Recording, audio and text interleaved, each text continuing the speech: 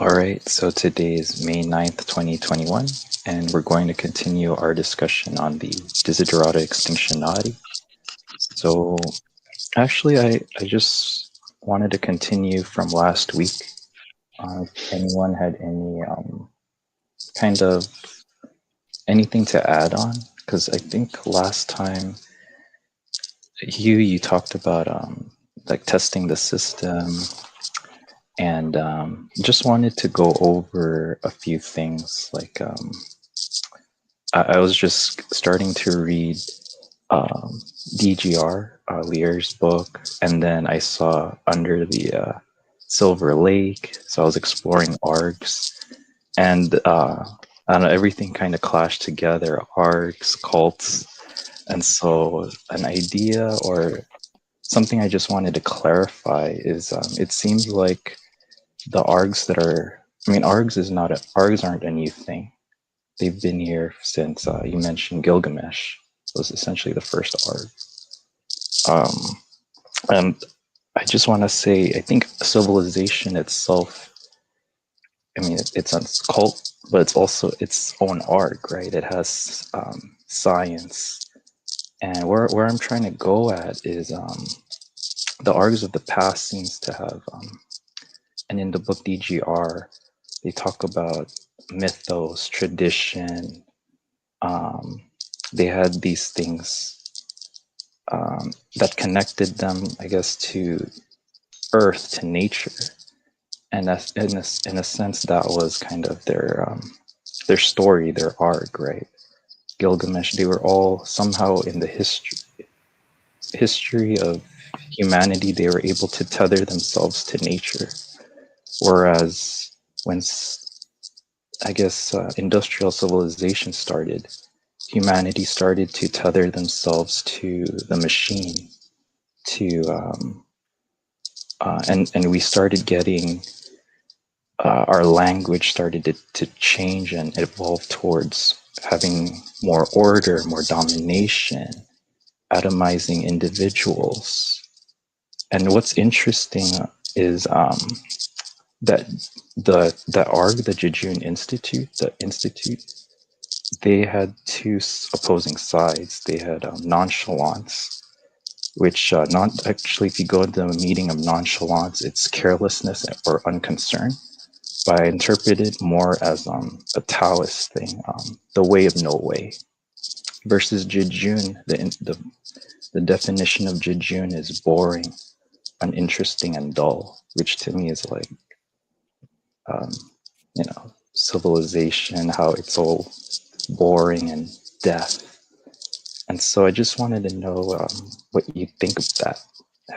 Has there been a change throughout all the... Yeah. The first thing I'd say is that args are much older than Gilgamesh. They're much older than our species. And the reason why I say that is that they found caves that were in Europe that were Neanderthal, must have been done by the Neanderthals, but deep inside the cave. I mean, we're talking, I can't remember how deep now, but at least 300 meters in through a labyrinth. And they've found a stone circle that's made out of stalactites. That stone circle is about 250,000 years old. So our species is only 200,000 years old. So you've got to ask what they were doing there. Now, the only thing that really makes sense to me is that they're thinking in terms of the Earth Mother.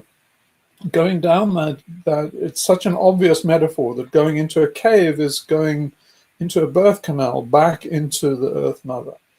And then at the end of the cave, they do this circle, which you've got to imagine has some ritual purpose. They can't think of anything else other than that. And there are lots of other indications that they're stalactites that have been hollowed out with little dimples. And so they can see that they put ochre, red ochre and stuff like that in.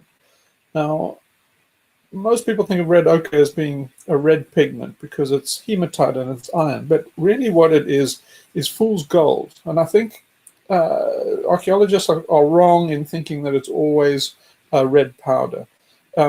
You have to think of it in terms of, if you've picked up fool's gold, what I think they did was they got iron pyrite. So iron pyrite oxidizes to ochre. Now, I think what they were doing was getting that gold and using it and painting themselves with it. And what they're doing is really this cosmology of the sun, because by the time you get to the Egyptians, they think gold is bits of the sun, basically honey almost dropping off from the sun. So what they're doing in the cave there is some kind of ritual of rebirth or something to do with rebirth, something like that. You can see all of it in the ritual, and it's just so, because by the time you get to the Epic of Gilgamesh, it's all about rebirth and immortality. So what the args are doing is they're not to connect people back to nature. Those guys live in nature. What they're doing is connecting people to supernature. What they're trying to get connected to is the ancestors, the dead, the spirit worlds, all the something beyond this world. And so you can see them, I think what they're doing when they have these handprints on the wall and they're basically spraying ochre around them and making negative imprints, you have to think of them as they're thinking of the cave as kind of a dead end. And they assume kind of Harry Potter-like that, you can walk through the wall, like on the station on platform 13 and a quarter. You can... I think that J.K. Rowling was riffing off a very deep archetype of the fact that we mortals can't walk into the wall. We'll walk into the wall of the cave and just bang. But if you a spirit, then you can go back into the wall and then basically back into often this netherworld underneath the world that Plato and stuff talks about. So you have to imagine their cosmology like that. And what they're doing, what they are, is they're doing role-playing and things to summon spirits and to get connected with ancestors. So, but now why I would still call it an arg is they're doing role playing. They play the role of the spirits. You see, archaeologists and anthropologists are thick as pig shit. You just gotta take that as read. They're kind of good as kind of skivvies to dig shit up, but beyond digging shit up, they're useless. They can't interpret the things they find. So you just have to take that as read and dismiss them because they're not worth the time of day. They can give you some hints and stuff, but their observational powers and the framework they're working in are so limited that they're effectively useless. So you have to do your own research and figure out this stuff yourself, and it's too broad for the narrow-minded. It's almost a rule that people that are very narrow-minded and conformists are attracted to archaeology for some reason, which is the one field that you don't want to have a lack of imagination in. But it's so bad that Peter Marshall told me that he met archaeologists, and I have too. I've met Egyptologists in Egypt, and I can vouch for this. that they've given up on trying to interpret the Egyptians. They don't give a shit about what the things say. They just record what the things are, what the pictograms are, and they're like, we haven't got a clue. These guys are on an acid trip. We can't even begin. And it's like crazy. It's like you don't have to be young to go and piece together. There's so many fragments, and it's such a fascinating. Why are you digging this shit up? And by the way, as soon as they dig it up, they abandon all these open excavations, and that information is being lost. So they get a little grant of 10 grand, put a tent out somewhere in the world, dig up this archaeological site, write 3 papers on it, which are fucking, have hardly any information at all, make stupid conclusions, and then leave this open pit so that information is lost forever. And that's archaeology, and we're supposed to go, woo! It's like... but they don't interpret it, and to interpret it, you very quickly have to get into what are these guys doing, and it's quite easy after a while because the pattern repeats so often, and it's basically, history opens, first bit of literature, the Epic of Gilgamesh, ta-ra! What's it about? Hang on, I've heard this story before. It's just repeated over and over and over, and you think, okay, I kind of got the picture now. It's all these people basically trying to get connection to the supernatural and the afterlife. And then later you can see a change. By the time you get to the Göbekli Tepe skull cults, you can see that they're getting anxious about death. You see, the Epic of Gilgamesh, King Gilgamesh, is anxious about death. I don't think that if you go far enough back, before, say, Göbekli Tepe, I doubt that those guys are anxious about death. They're anxious about, you see, if you study contemporary ethnic people, indigenous people like, say, the Piraha or the San people, and they have a weird beliefs, but they're not really anxious about death. They're anxious about, somebody might have put a spell on them, or it's all those kind of daily things, and they kind of trivial things. It's so you can see what they're doing is they're making a fable, and they're making a fable to live by. Now, we've dismissed all other fables except 2. One is religion, which is still sort of tolerated, but all the rationalists want to get rid of it. All the guys from like the Jejun Institute. So the Jejun actually means childish, right? So these guys are childish. If you look at like Pinker and Peterson and Michael Shermer and Dickie Dawkins, there's this strange childishness about them. They're almost like I can remember guys like them. They kind of remind me like dead ringers of friends I had when I was 12 years old, and they kind of sound like them. And so there's something immature about them. They never get over this narrow. It's a kind of fear that what these people like Sherman that trying to normalize life and make it quotidian, make it boring, and then it's safe, controllable. It means there's nothing spooky there's outside.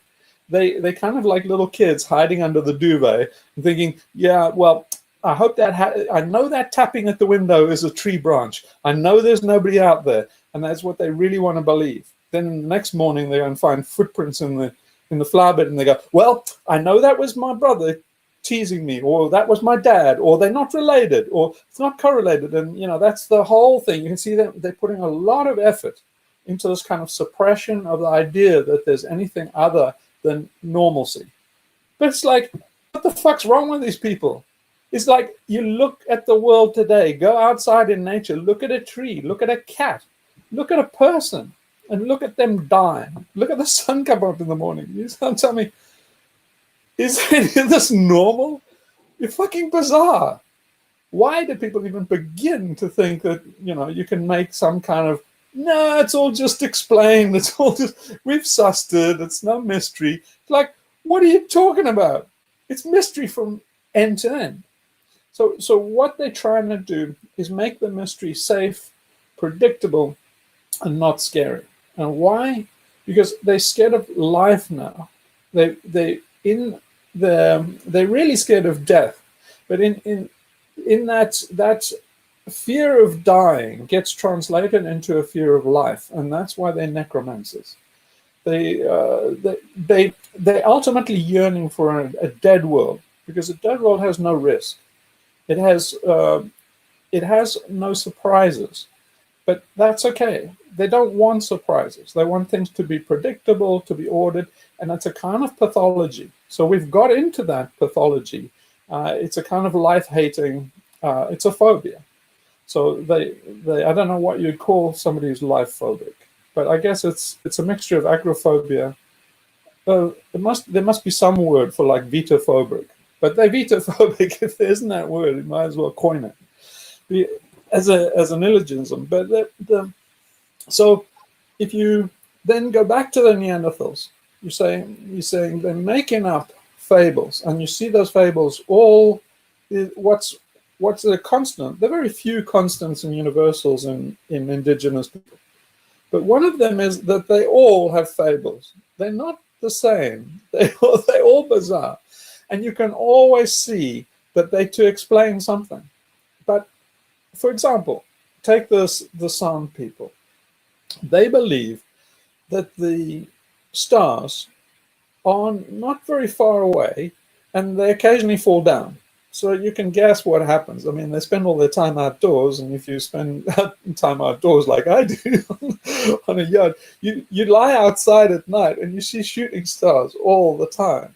So they know that these things are shooting. So to explain shooting stars, they say these stars fall out. Then you can see they've made a connection that's probably not too legit. And that they say that when the stars fall down, they become furry little animals that run around in the bush. And you can see, well, they're mixing little furry animals, real little furry. You can see why you can make that mistake, because, one day a shooting star comes down and something rustles out of the bushes and you make some false association. But you can see it all being put together in this nice little story. And then they say, well, you have something called star sickness. They say, if you happen to touch one of these fallen stars, it'll make you sick. I was like, it just goes on. And now if you're a rationalist, like say Shermer or Dickie Dawkins or one of these really linear thinking anthropologists, like Margaret Mead, for example, or Bateson. Actually, I don't want to malign those guys. Those guys were pretty good. But if you think linearly and you think kind of rationally about all those fables that indigenous people have, then you tend to ask questions, especially if you're a Darwinist, is why do people do this? What's the freaking survival value? Surely it would be better to know that stars are fixed in the firmament, and then know that, say, disease-causing agents are things like rotting animals, not fallen stars. You think, like, how can you have these libraries and libraries of false information? Because rationalists are so keen on accurate, evidence-based, rational information. So it's very difficult to say why they would have these things. But the problem is that we're thinking upside down now. Is we have an alien cortex, and what that alien cortex does is make up stories. It just spends all its time confabulating. And they're all wrong. Everything we say or do is wrong.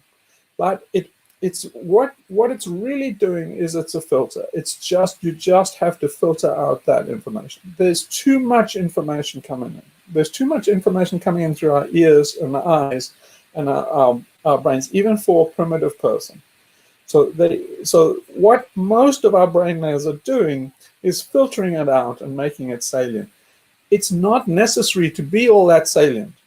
It's just basically saying, it's kind of like dreaming. You can have this massive landscape. It's basically like background color. And from the point of view of Darwinian survival, as long as the salient features come out, so that that you have the right thing at the right time to know that Mr. Lion is like this, just so story is actually where it really matters. Then you can carry all this information. So you have to think of it like a soup where the meatballs are the information that is really good for survival. But the rest is kind of like the matrix, or the kind of matter that holds it all together, so that they can carry the meatballs. And the meatballs will have, how do all encoded, all the things that make them sustainable and make them survivable. So in that goulash is hidden the information like when somebody makes a big kill, a hunter makes a big kill and gets loads of meat, then you need to bring his ego down. And so for example, the San people, if somebody brings down a big thing and starts to become big stuff as a hunter, then they will relentlessly go for it. They'll go. So why the fuck are you calling us out here to get this carcass in for you? It's such a stupid, measly carcass. It was not even worth our while, but it's like the best carcass they've seen all year. And then they'll tuck into the meat saying, "You're a fucking bad hunter." It's like, why'd you bring this animal down? Why didn't you bring some with meat on? And then the guy's feeling like, oh shit. And all they're trying to do is to stop him becoming an authority or becoming basically a big man, a big chief in it. So all of this information and this culture is hidden in the goulash. So it doesn't matter. It's kind of like spandrels that keep all of this matrix together. The filler doesn't matter as long as all of these crucial things are in the matrix somewhere. And so the fables are very necessary for that. Now, at some stage, as we start to get, I think, crossbred with Neanderthals. I think that's basically it first starts. You can see the shit starts to go wrong when Cro-Magnons get crossbred with Neanderthals. I think Neanderthals are sustainable and viable, and Cro-Magnons are, but the crossbreeding of them has been fatal, and that's us basically. Little bit Asian people, but mostly white people. And colonials, the white mindset, and it's really just let's go there. It's Aryan. So basically, the crossbred Neanderthal Cro-Magnon is an Aryan, and there's something wrong with Aryans. They kind of get the worst of both worlds, and so they have all the mythology, but now the mythology is starting to get a little bit whack, and you can see that one of the things that happens. The Neanderthal Cro-Magnon hybrid seems to be a little bit neurotic, and one of the things it can't cope with is death. So it has control issues, and straight away with the Aryans, you can start to see this control narrative. So that comes down, and so when by the time you get to the Epic of Gilgamesh, that's 5,000 years after Göbekli Tepe, then you start to see that. The big king, first of all, there's a king. Like, where did that come from? Well, something's broken down, because there are big men and respected men and elders and stuff in indigenous. But in general, if you want to survive, you want it to be egalitarian. It's kind of like a rule. So suddenly you see these big chiefs and stuff, and it's like something's gone badly wrong here. Now the big chiefs and things come, and hierarchies are evidence that the guys are in trouble. They probably need to go to war. See, if somebody starts building hierarchies, especially your neighbors, you're kind of fucked. You've got to start doing the same thing. So it's a continual anarchist dilemma. It's like, how do you fight the oligarchy and the plutocrats when they have these hierarchies that are basically, the state is built on a hierarchy. What anarchists have found over history is you have to do a hierarchy. You just have to do it temporarily so you can beat the hierarchy. And so they have to form armies and basically do ranks and stuff just to get rid of the thing. So maybe you remember Derek Jensen talking about how here in Greece, all these islands, they're all denuded. They used to be completely forested, but now they're mostly bare. The reason for that is they used them for triremes. They got into an arms race. And what happened is, if one island decides, hey, we can build loads of triremes and go and invade the other island, we can have all of their stuff. And then basically you can have their trees and make more and just carry on the game, just ad infinitum. So if any island starts to think that way, the neighboring islands are pretty well screwed, because they can either be overrun and then have the forests taken away to build navies, or they can do it themselves. But either way, that arms race is fatal for the ecology and for everybody else. And so So that must have happened to the Aryans. I kind of think of them as in a homeland somewhere that's probably now under the Black Sea. It's probably flooded by the Black Sea. But they seem to start from there. And then they have a diaspora that's probably from the flood. And then that flood is also in the Epic of Gilgamesh. So you see the king, you see the flood, and you see basically this fear of mortality. So as soon as you're king, you're all kings are kind of paranoid. They're paranoid because people will take their throne. They have to have food tasters. Everybody's out to usurp them as king. Once you start a hierarchy, everybody wants the top job, and it becomes Game of Thrones. So you see straight away patriarchy. You see patrilineal descent. That they have kingdoms which they pass down to sons, and they try to have immortality through a line, basically a line of inheritance. Now that's very, very for indigenous people. So the myths and the fables, they suddenly get warped into these things that support the state. So, and this hierarchy. So then you suddenly get Yahweh and these, super gods in the sky, which nobody. Also, one of the rules: nobody was monotheistic. That's an absolute certainty. That indigenous people, none of them were monotheistic because it didn't make any sense. They didn't have a model. They didn't have a model in their culture for that, and so they didn't have a model. They didn't have a model in their culture for patriarchy or the Superman or the king. And so, where do you get the idea that God is so obviously made in the image of man? And so it's like they don't have an image of a Superman chief guy. So like, where the fuck would the psychopath in the sky come from? But when they get the psychopath in the sky, you can clearly see that it's to say that, well, we have these hierarchies, and the hierarchies nest. We have the first hierarchy, which is the family, the nuclear family. The nuclear family is an abomination. No tribe would survive long with a nuclear family. It's just an unworkable arrangement. And if you don't believe me, just have a look at the suicide statistics or the divorce statistics and the single parents out there. It's like nuclear families are unworkable. And they say, well, family that prays together stays together. No. Family that prays to Yahweh is basically fucking doomed, because basically it's saying, who makes you pray to Yahweh? Well, it's dad. He's the head of the family. So it's a little mini tyranny. Now, once you have that little tyranny, it fits nicely, because then dad goes off into the army or a factory, and then that's a bigger little tyranny. And then the factory is a little hierarchy, and it has a head. And then basically those heads meet another. And that's the wonderful thing about hierarchies, is they're infinitely nestable. And so you can build these fucking pyramids. Now, it's no wonder that by the time you get to Egypt, they're building pyramids. It's like, what the hell else would they build? So now back to the fables on the args. So the args get warped by the time that you get cities. They've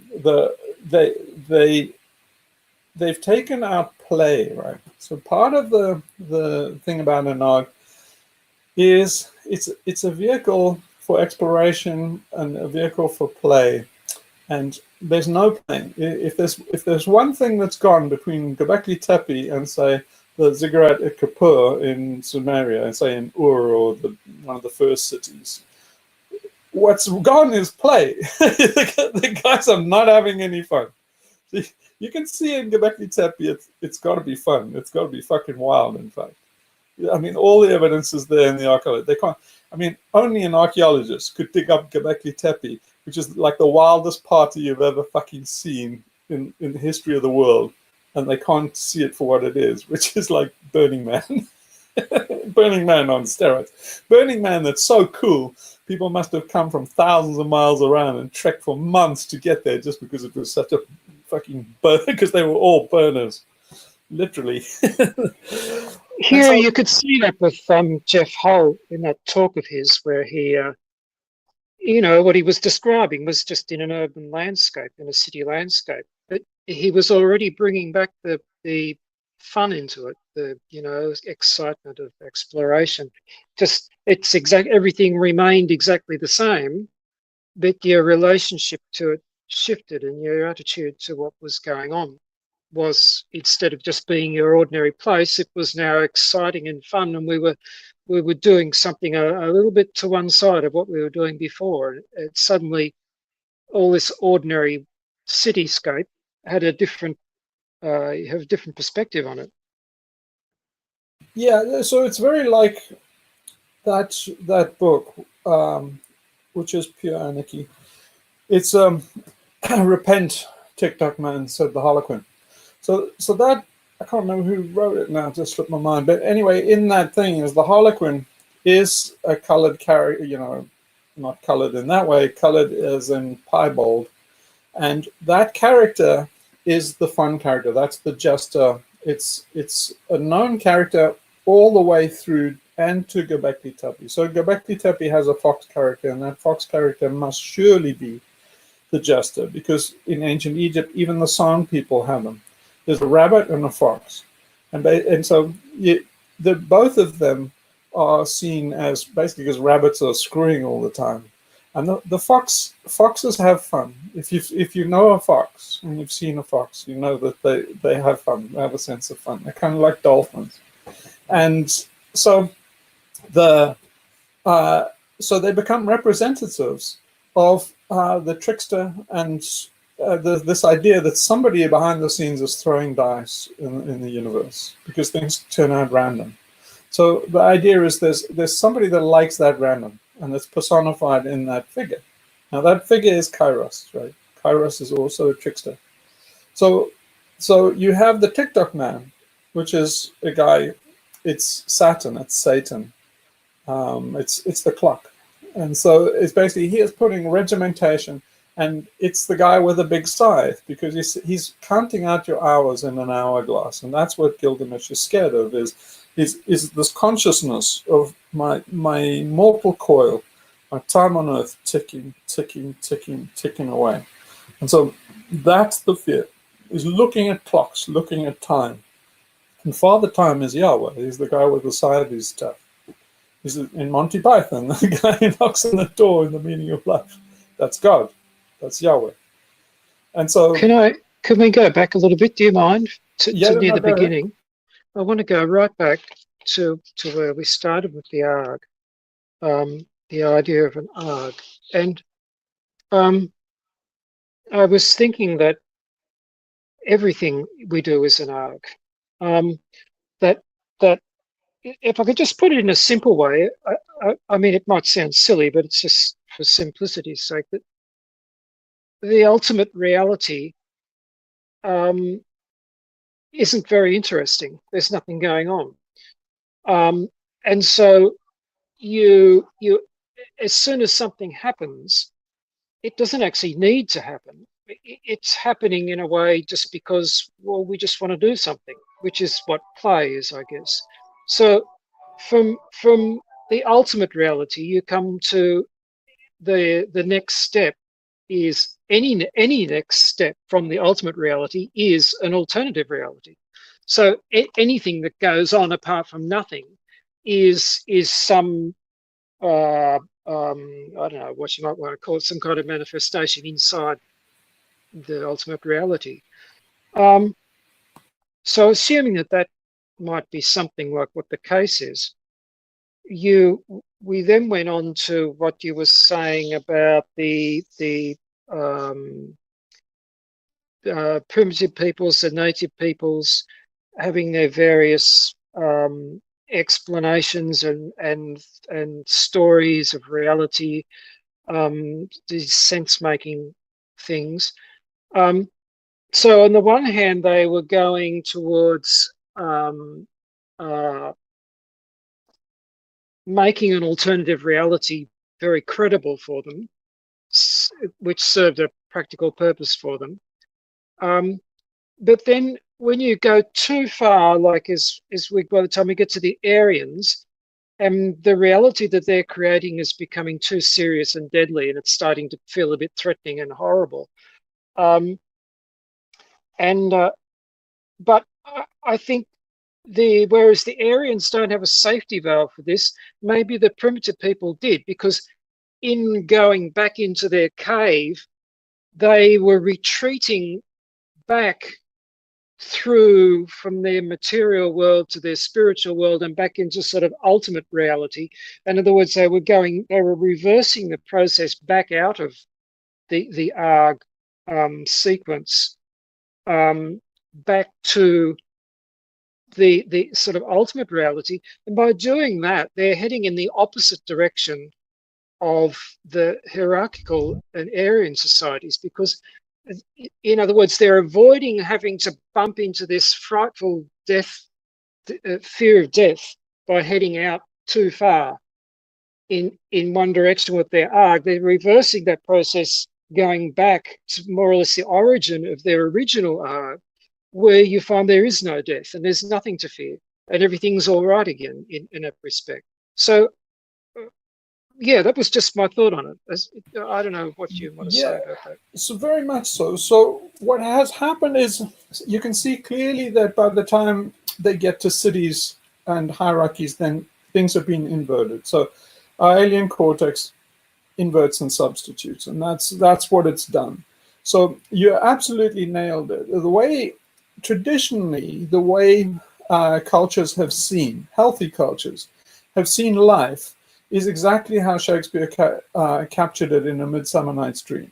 So A Midsummer Night's Dream is all about life. It's saying our little life is just a Midsummer Night's Dream. It's this crazy ass story.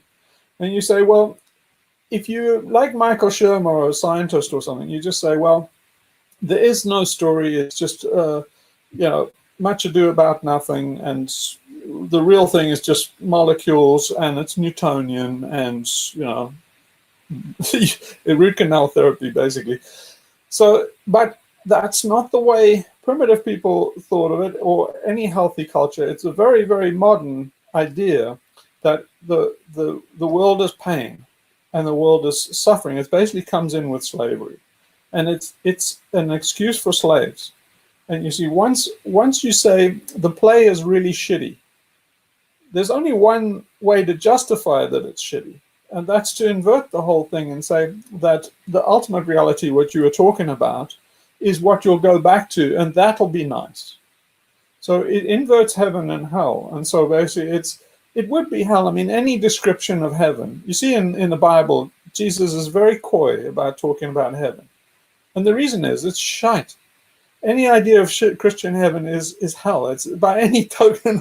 I challenge you to give any thought to what it must be like as an eternity, and any description that a Christian will give you of heaven. It's hell. There's no way it could be anything else. It's the least fun place you've ever been to, with this stodgy god figure that's like Stalin. It's just like endlessly sitting at a formal dinner with Stalin, not knowing that he might blow up at some time and send you to Damocles or something. It would be just, it's just like, to me, it's, if you've been to a school like mine, it's like eternity sentenced to the headmaster's table. It's like,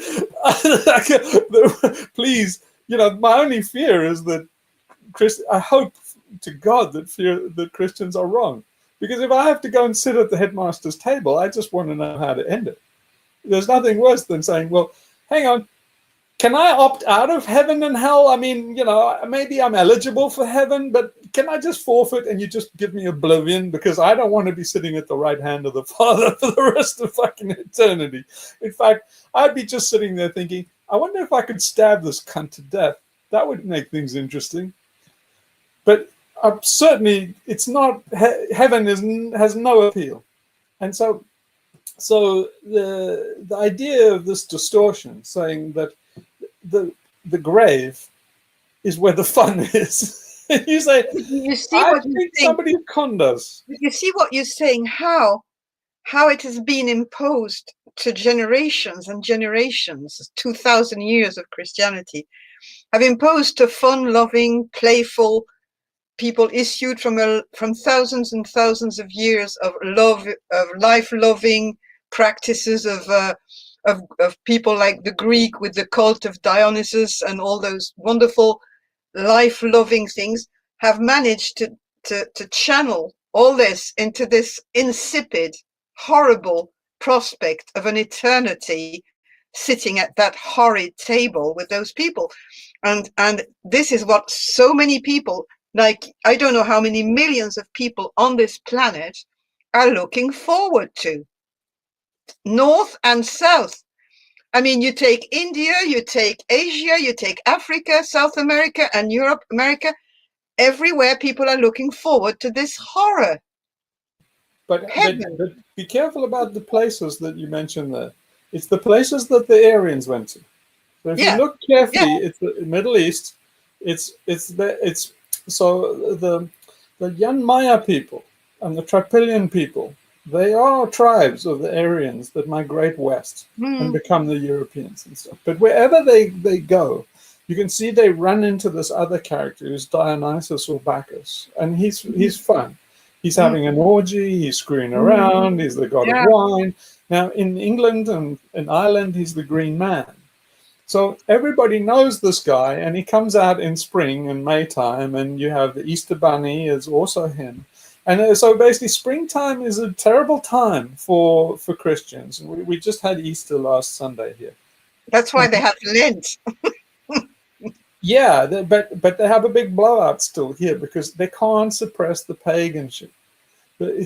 Easter is as pagan as fuck here, and it's the most Greek Orthodox Church is probably is a very, very Orthodox church indeed. I mean, it's only recently that they allowed any other religions by law other than the monotheistic religions in Greece. They only just recently allowed paganism in Greece, I think, since the 80s. And that was to kowtow to the Golden Dawn, the far right fascists. Basically, the far right, funnily enough, we always think of conservatives and the far right and stuff, but funnily enough, the far right and the occult is much closer to the pagans, right? They're very, very pagan, and so just the fact that they allow paganism now in Greece by law is to kowtow to the fascists and the pagan ideology. But the thing that that really terrifies the church is that Green Man, he's life and he's living things, and you can see what the fear is. Living things are unpredictable, they're uncontrollable, and they're forces that we're subordinate to, but they're capricious. So all the gods are capricious, and so if you have one safe monotheistic god who's a tyrant, then it's like the army. You just be obedient, follow the rules, and you're fine. So everywhere people will trade, especially in places like England that are very domesticated, they'll trade the meaning to life and any chance of fun in their life or any entertainment or revelry. They'll trade it happily for a bowl of rice a day and safety. So, and that's the essence of our incarceration and why the hierarchy continues. To go back to what Gary was saying and Mike about the ARG and what you went on afterwards talking about caves and the hands and the ancestors and all this rebirth thing. Have you noticed that actually in several ARGs, and particularly the one in the movie Under the Silver Lake, but also in the other one in the documentary The Institute, there's always a part of the game that goes underground in tunnels and places that are dark and underwater, underground, and it's a common thing in all the fables and legends of old times too. This descent into the womb, into the darkness, into the rebirth. So these are deep archetypes that Jung tried to sell to mainstream rationalists, but failed. And the way Jung sold it was, he said, like, we've evolved to do this. He tried to make a case for some kind of Darwinianism, and he said, well, the yucca moth only comes out once every 5 years, and to pollinate the yucca plant. It only comes out once every 5 years because the yucca plant blossoms once every 5 years under the full moon. So it's one night under the full moon, the yucca plant blossoms. That's it. Somehow, the yucca moth knows what that fucking night is and comes out on the same night without fail.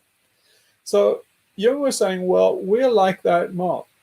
We know that there are these things like, caverns and undergrounds and seas, oceans and skies, clouds. All these things are things that every single one of us, since the last universal common ancestor, has been in the same story, in the sense that those are the props.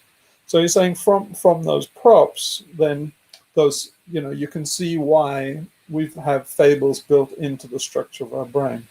I think that's partly true, but I wouldn't go down the Darwinian path. I'd say it's true for kind of grammar. So it's mathematical. So in other words, if you're Michael Shermer, you would say that the way myths are put together and the way stories are put together, they have no rhyme or reason. Because if you can't find a Darwinian reason why Jack and Jill went up the hill, then, you just say it's random shit. Apophenia, no connection. It's just, the most you can say is it's an anxiolytic, or it allows people group cohesion, or you're just sucking some facile 12-year-old idea out of your ass, write a paper on it and become famous. Because it's contained and safe, and it normalizes it and diminishes it and makes it controllable. Yeah, but what I meant is that it's a recurring theme, and I don't trying to put a meaning into it, but I find that it's a deep-seated attraction. Yeah, but I'm going to why. I'm going to why. So the okay. So the reason. Wait, I lost my place here. Where was it? So the reason why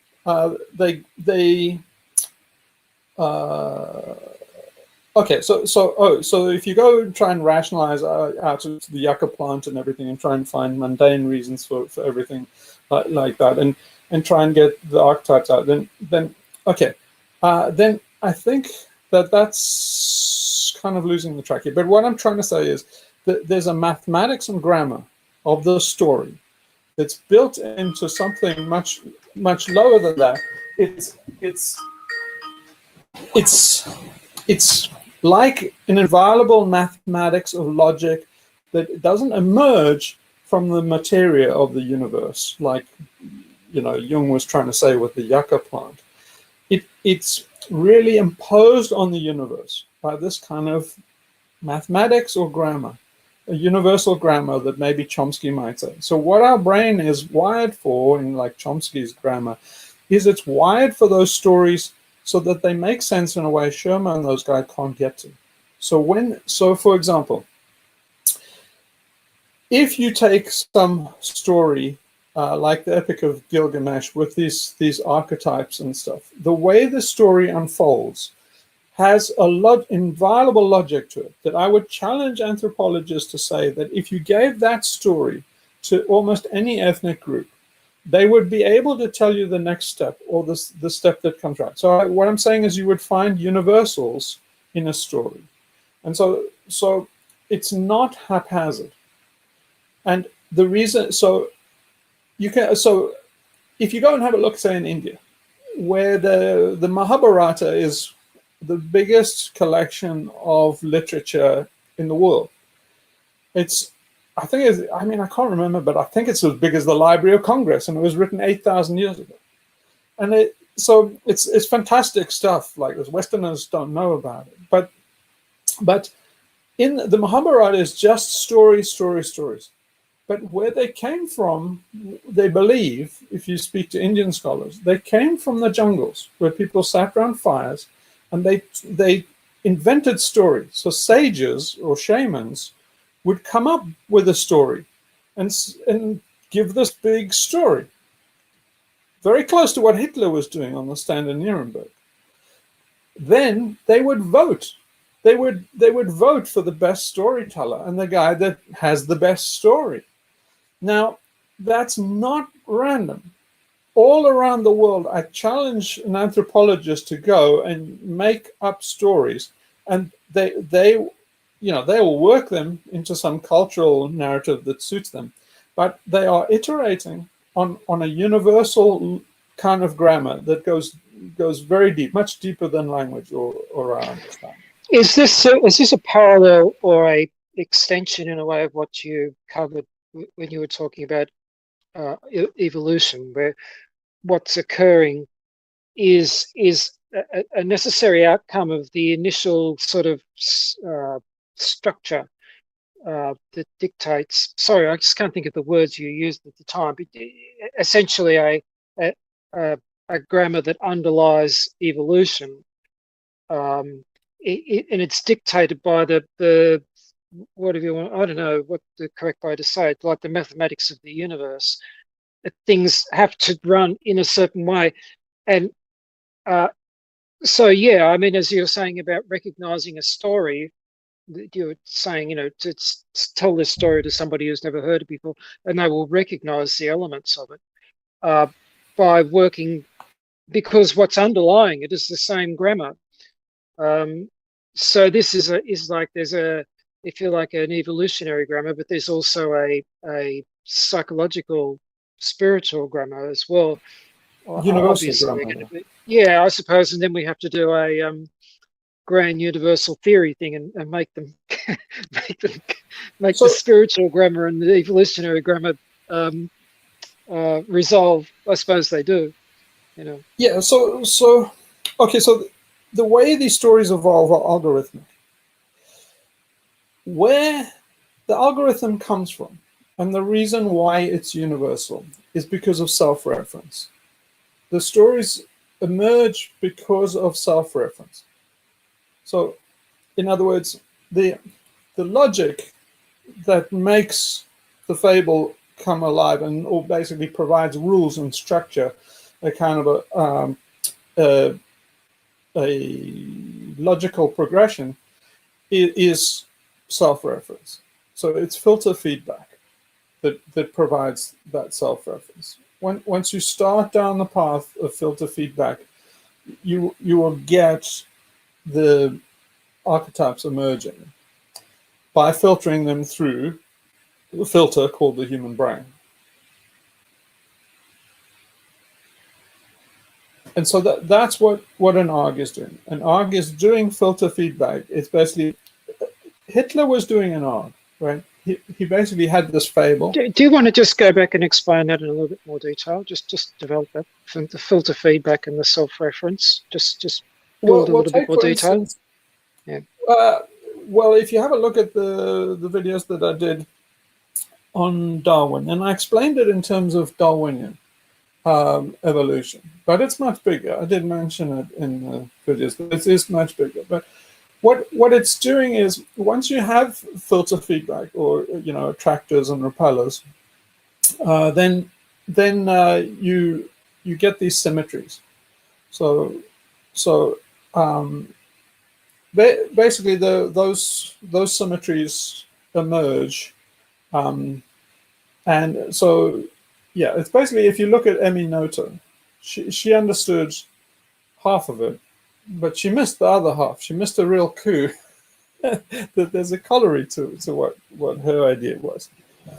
But her idea is very fundamental to all the physics, especially quantum theory, and everything all the way up to the Large Hadron Collider. And the Higgs boson came from Emmy Noether. She wasn't acknowledged. Then nobody knows about her, but it was her. And so yeah. But if you go back to those videos, that's where the structure arises from, is a filter feedback mechanism. So the filter feedback is happening when you see these storytellers. Hitler's a storyteller, he's a shaman. And what he's doing is he's trying shit out. When he goes to Nuremberg, he's putting out the story. It's self-referential, but he's talking to the German folk. And he's saying, how about this story? And they go like, it's a mirror. So he's saying, I'm reflecting you back to you. And he says, how do you want to see yourself? And they go nuts when he presents them the mirror that they want. So when Hitler presents a fable to the folk that says, "That's us," it's self-adoration, and that basically it's a narcissism, right? It's echo and narcissism. So Hitler's on the podium doing echo, and the folk in the stands are doing narcissus, and it's a love story. It's basically he's saying, run, and all of this, and they're going, and then he's saying, okay, they really like that. And Trump's doing the same, right? Trump says, like, drain the swamp, and like he goes, the place goes nuts, and he thought, oh, really? I thought that was rather hokey. All right, but if drain the swamp is it, then now he's Mr. Drain the Swamp. Now the left doesn't understand that. They don't understand that they're making love to each other, the audience and the guy on the podium, and they're basically doing this filter feedback. Now, where that story goes is bizarre shit. And now all the Michael Shermers and say, but this is bizarre. Fact check this. And I say, fact check what, you stupid ass? These guys are going to heaven with this fable. They fuck your fact check. Go and stick your facts up your ass. This is the best fable they came up with. So, but all these rationalists, they want to take the fable out. So if you go to a court case, have you ever been to a court case or seen a jury trial? There's no fucking objectivity. It's just two sides, the prosecution and the defendants. And it's just a competition. You sit with 12 guys, just like they did in the forests in India when they came up with the Mahabharata. The prosecution tells one fable, the defense tells another fable, and the jury decides which is the nice story. So it's just who tells the better story. The facts of the matter, the case, all the evidence, doesn't matter a shit. Not a slightest shit. Basically, if you O.J. Simpson, and then basically, if the glove does not fit, then you must acquit. It's like, oh, that's a nice fable. I like that. But basically, Johnny Cochran might have come out and said, well, then, what happened was O.J. walked down the thing. He was body snatched, and then was basically just riff off stuff, and they go, oh, body snatched. Oh, that like really appeals. And basically go, and eventually you'd have a thing where flying saucers came out and did it. And the guy would get off and say, why? Because it was a great story. Nobody gives a shit about the facts. And but we have to have a story. Going right back to the beginning where I was saying it was filtering, is we have to have a story. There's too much data. If you go back in history and look at all these things, if you go back and look at, say, the Russian Revolution, the story of apartheid in South Africa, there is many stories as there are people. So there are millions of stories. And we aggregate them all into this consensus story that's pure bullshit. If you lived through South Africa, and now you have to endure the story of South Africa as painful out of the mouths of other people. Because it's just such horseshit. But it's the story that appealed to them. The rest of the world came out with our story that we lived in South Africa as this bullshit narrative that's complete Disney. But it's their story. It's a fable that makes sense to them. And so everybody needs that fable, and they need to come to a consensus on that fable. Now, the right wing, they do it really well. QAnon's doing a great job at coming to consensus on a fable. What's the left wing's fable? Basically, it's like, what's the left wing's fable? What's their story? It's like, it's fucking Darwinism and bleak shit and, Newtonian physics and, scientists are going to save you and we're going to get control of the climate. And it's fucking awful. Where's the romance? It's just fucking awful. It's basically just, it's like, how's the left going to win this battle? It's like, what fable are they telling? The fable, I mean, it's a weak fable that we're going to do, we're going to go to Mars, we're going to go to the stars, we're going to, have solar panels and a regenerative society. It's like, this is the best story you can come up with? I mean, for fuck's sake, this is not Shakespeare, dudes. Not Shakespeare by any means. So, yeah. A nog is just a way of telling a good fable.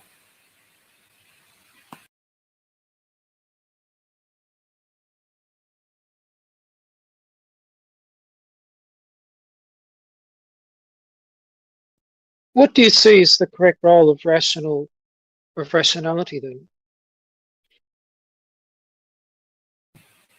It's actually useless. It only really comes to the fore in its kind of guise as the alien cortex. Is in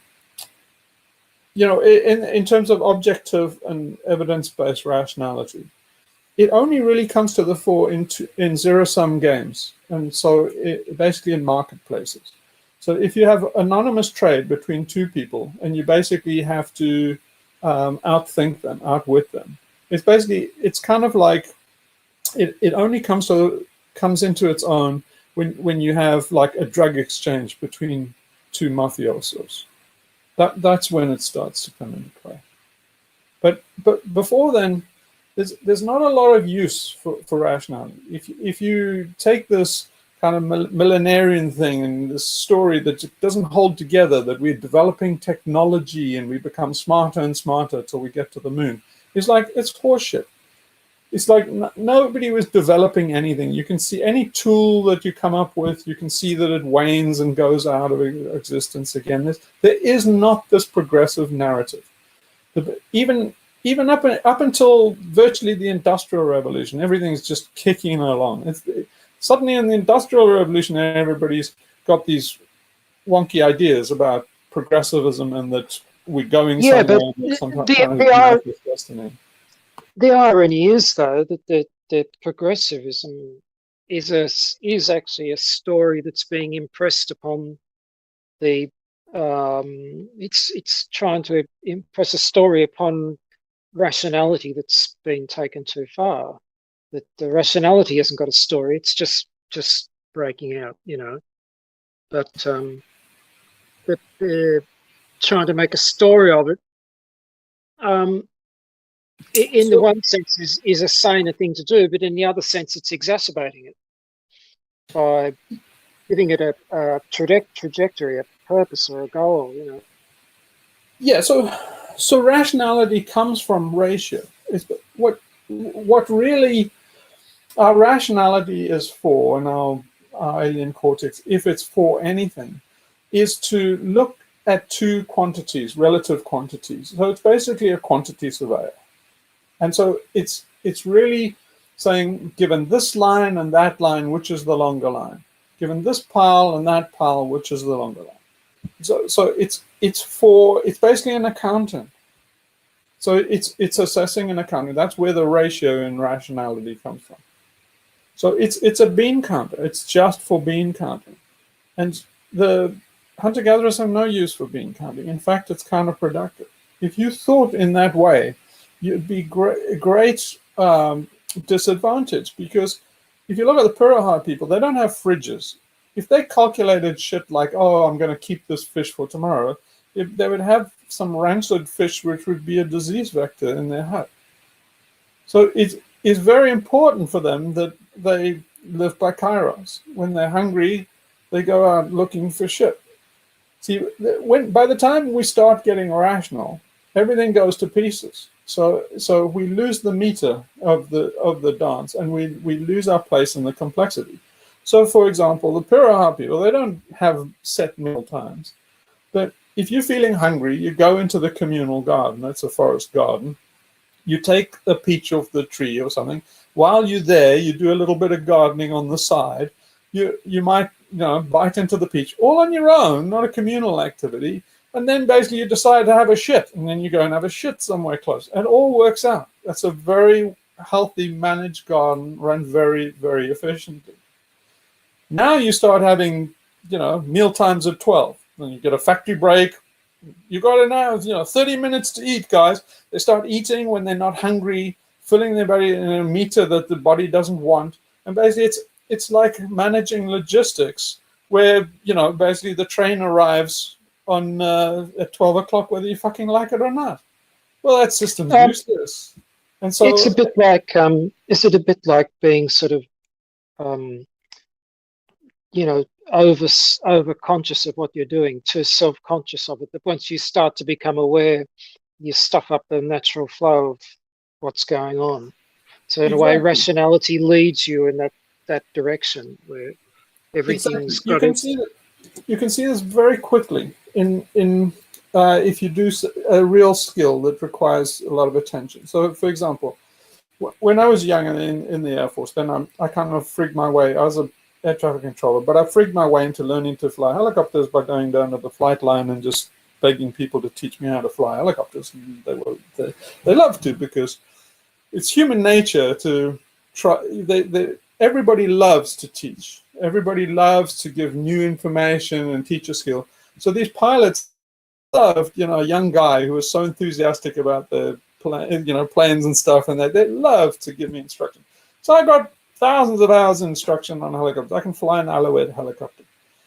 Now, early on, flying an Alouette helicopter is very fucking difficult. Now, it's not computerized like the modern ones that fly by wire, right? So it's a real skill to handle them. So the guy who was the first few hours that I did in helicopters, then basically, the thing's going all over the place, and it's a fucking murder. And you're thinking like, how the fuck does anybody fly these things? It's just, they must just crater in the ground all the time. And the guy who was instructing me, after a while, he said to me, he said, look at this. He said, after a while, me struggling and everything like that, he said, he laughed and he said, like, just do this. Take your hands off the collector. And I was like, well, we're going to go straight into the ground. He said, no, just try. And take it off. Suddenly the thing blew. And you realize that basically it wants to do its job. It wants to fly. So he told me, he said, just don't do anything. Just think what you want to do and it'll do it. But the aircraft wants to fly on its own. You're fucking it up. You're trying to manage it. You're trying to correct. And basically the breakthrough is when you find that the fucking thing can fly fine on its own if you just take your hands off. That's the breakthrough moment in flying a helicopter, or that type. Now they're all computerized, and you cut off from the thing, the intermediate. But that's the thing, is we're doing that with the climate. We're doing that with sociology. We're doing that with child rearing and education. In every part of our lives today, we're fucking up the collective on our helicopter. So the first thing that we need to do is humility, because there's all these systems are far, far too complex to manage. And that's what we will not admit. The COVID epidemic, everything is, the logistics of how the world works is far, far too complex to manage. So then you say, well, then does that mean you're a laissez-faire anarcho-capitalist? No, see, once you stop thinking it, but there's another intelligence comes in. Once you stop trying to do something, it's not just nothing. It's like an intelligence that's bigger than your individual intelligence. Something else is acting. It's that grammar. It's grammar, like, and mathematics. The algorithm comes through. You see, all these algorithms are working. They're trying to work. They're trying to work through, and we're blocking them. And that works even all the way to the biggest scale. If you look at ecology, we're like a diseased animal, because look at the river systems. It's all dammed up with dams and stuff. We basically have sclerotic arteries. Those rivers are supposed to run to the sea, and so that you get nutrients in the sea. Everything starts from the sea. For us, our world is upside down. The sea is an afterthought.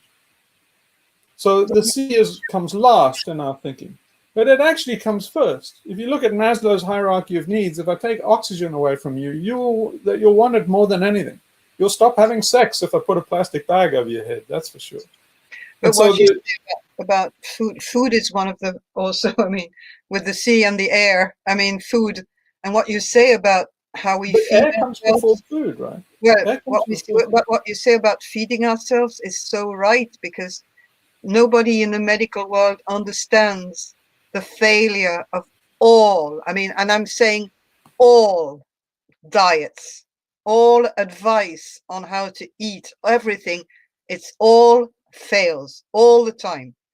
You can look at any Because we're type, complex, right? diabetics, for obesity, everything, because it's like that, because it's kind of it tries to be rational, it tries to be going with times and grids and lists and everything, and it doesn't leave any place for the intelligence Gary is talking about.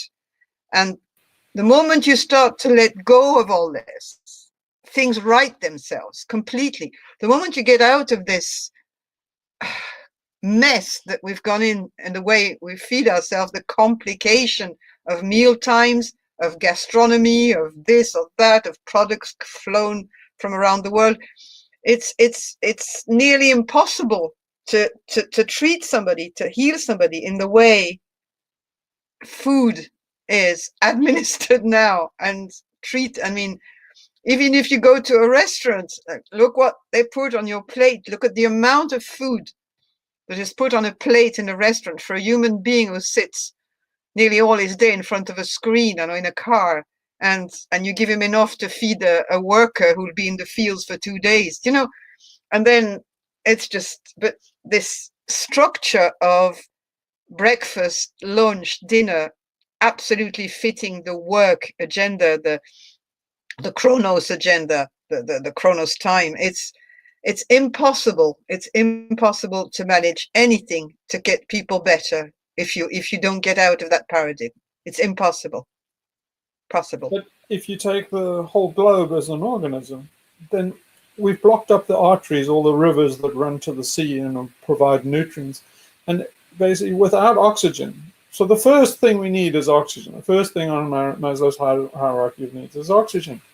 And nobody does proper surveys on the number of cyanobacteria, and the seas are fucking dying. They're big dead spots in the sea. Basically, if we were a human being, we'd be in a critical condition. We'd be on the gun. But nobody goes and breaks a dam to, you know, that the huge dead spot, hundreds of kilometers into the Gulf of Mexico, that's just all the toxic waste out of Food Basket America that comes out of the Mississippi Basin and dumps into all our, you know, the microbes that give us oxygen. So we run the risk of depleting the thing we need most in life, and that's oxygen. But we put that last. Fucking Nordhaus gets a fucking Nobel Prize for saying, well, fuck the seas. We can get to 3 degrees. That'll be fine. It's kind of a, yeah, give a bit to nature, give a bit to the economy, healthy balance at 3 degrees. We're all fucked at 3 degrees. We're dead. Nordhaus should be fucking flayed alive. But they give him a Nobel Prize. And he's like, well, what's the sea to him? Well, the sea to him is some economics. Unless you can put an economic value on a fish, what the fuck is the fish for? What economic value does cyanobacteria have? There's no market for them. Oh, great. So then fucking the seas can die. And no worries, according to Nordhaus, we can have fish farms. Doesn't matter if all the fish stocks die. What about the cyanobacteria, you fucking idiot? We need those like fucking red blood cells, you moron. Hugh, what is the oxygen situation? Because things I've read about it.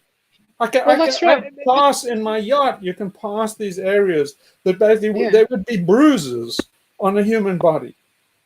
Yeah. No, but what I mean is, in terms of what the amount of oxygen that's being produced, if any, at what rate do we actually use it up? I mean, I've not seen any articles that are very sensible on this topic. You know, they either say, "Oh, it would be even if all production stopped now, we'd be in no danger for an extraordinarily long period of time." And in another extent, you get people in a blind panic because all of the the significant oxygen producing areas are now not doing very much. But I don't know. What's your take on it? So nobody will do a proper survey on oxygen or O2, and they cannot. I mean, it's physically impossible, and the reason is our entire economy, the entire ecology, the biosphere on Earth, is one giant oxidation reaction. So you can't say how much oxygen do we need and stuff. Is that all the CO2 it's O2? It's even the CH4 that goes up, it will be broken down by ultraviolet and become CO2. It would be basically fused to CO2. So the economy is just a giant fire. If you basically, it's just burning fossil fuels mainly. But everything in the economy is just, it's just extraction, manufacturing, which requires a lot of heating, which requires burning fuel, which is just part of this fire. And then, they ship this around that requires more burning of fuels, basically oxidation reaction. And then basically you eventually get something like a car. It sits in your driveway rusting. And that's the final thing. It's, the iron oxide. So everything is going to carbon dioxide, or it's going to iron oxide. Even aluminum and stuff like that. There's copper oxide. Everything is silicon dioxide. The whole bank chute is going on. It's an oxide. So what is supposed to happen is that plants and things are supposed to grow between the rocks, and you're supposed to get phosphates and stuff that come out of the rocks. They're mainly carbonates in the rocks, right? Those carbonates then go down river streams, and all the nutrients go into the soil. Plants take them up, and then that is the real oxidation action. So it's a big fire, and the living world is a fire. You must think of it like a big burning thing, okay? But it's burning slowly, and everything that burns gets taken up in a cycle. So everything is a closed loop. So it's a closed feedback loop. Now, what happens when we come along, or economists like Lord Hugh come along, they want a strong GDP. A strong GDP just means that they're pyromaniacs. They want the oxidation reaction to happen faster. Yeah. The only thing that's going on in the economy is they're trying to speed up the rate of burning. So when you see a ship go by or plane take off or something manufactured, they're just saying like, we want this reaction to go. They're maniacs that love this oxygenation reaction. They want it bright and strong, and they call that a healthy economy. It's not. It's a big fucking fire. So then you say, well, okay, how much economy can we have? In other words, how much of this useless burning for heat and light that basically lights up Las Vegas and heats our homes, and basically it's pointless shit. But anyway, how much can we sustain? And this luxury that Lord Hugh gets Nobel Prizes for polishing. So, well, very, very little. When everything's working so that, you have new growth that reuptakes the CO2 out of the oxygen, puts it back into the photosynthetic cycle and the carbon cycle, there's very little left that you can just fuck around with, that you can just extract. How little it is shocking. It's basically a fucking campfire. So basically, you can have if you can have a low density population, you're talking like one person maybe every 10 square kilometers, that kind of density. And they can have a little forest fire at night. And that's all. That's all the regenerative biomass can produce. Because those cycle. Yeah, one of the, I can't remember which one it is, but one of the things you posted a little while back, somebody in the discussion made the comment that nature doesn't produce a surplus. It just produces what creates the balance. And there's no, there's not a whole lot there to skim off without upsetting things. There's this guy, not Wolf, he's a communist. But there's this other economist, an Australian guy, and he really frustrates the fuck out of me because he gets it and then drops the ball. He said, he understands the economy, and then he just goes to the moon with it. So he said on one video that he said like, well, okay, we can't have a sustainable economy. If you really, all my fellow economists are out to lunch because basically, if you really look at what a sustainable economy is, all that the fucking natural world really supports is a couple of chimps eating fruit in a tree. So basically, either we go back to being chimps in a tree, that's all that can be sustained, in a sustainable, regenerative culture. So we say like, great, when do we leave? And then the cunt goes, so we obviously can't do that. It's like, no, wait a minute. We can only do that. He says, well, obviously we can't be chimps and trees. So then he goes on to, economics is just a question of how you're going to be unsustainable. So there's this bastard that understands the problem. He's right in the middle of academia, and basically, but he rejects it.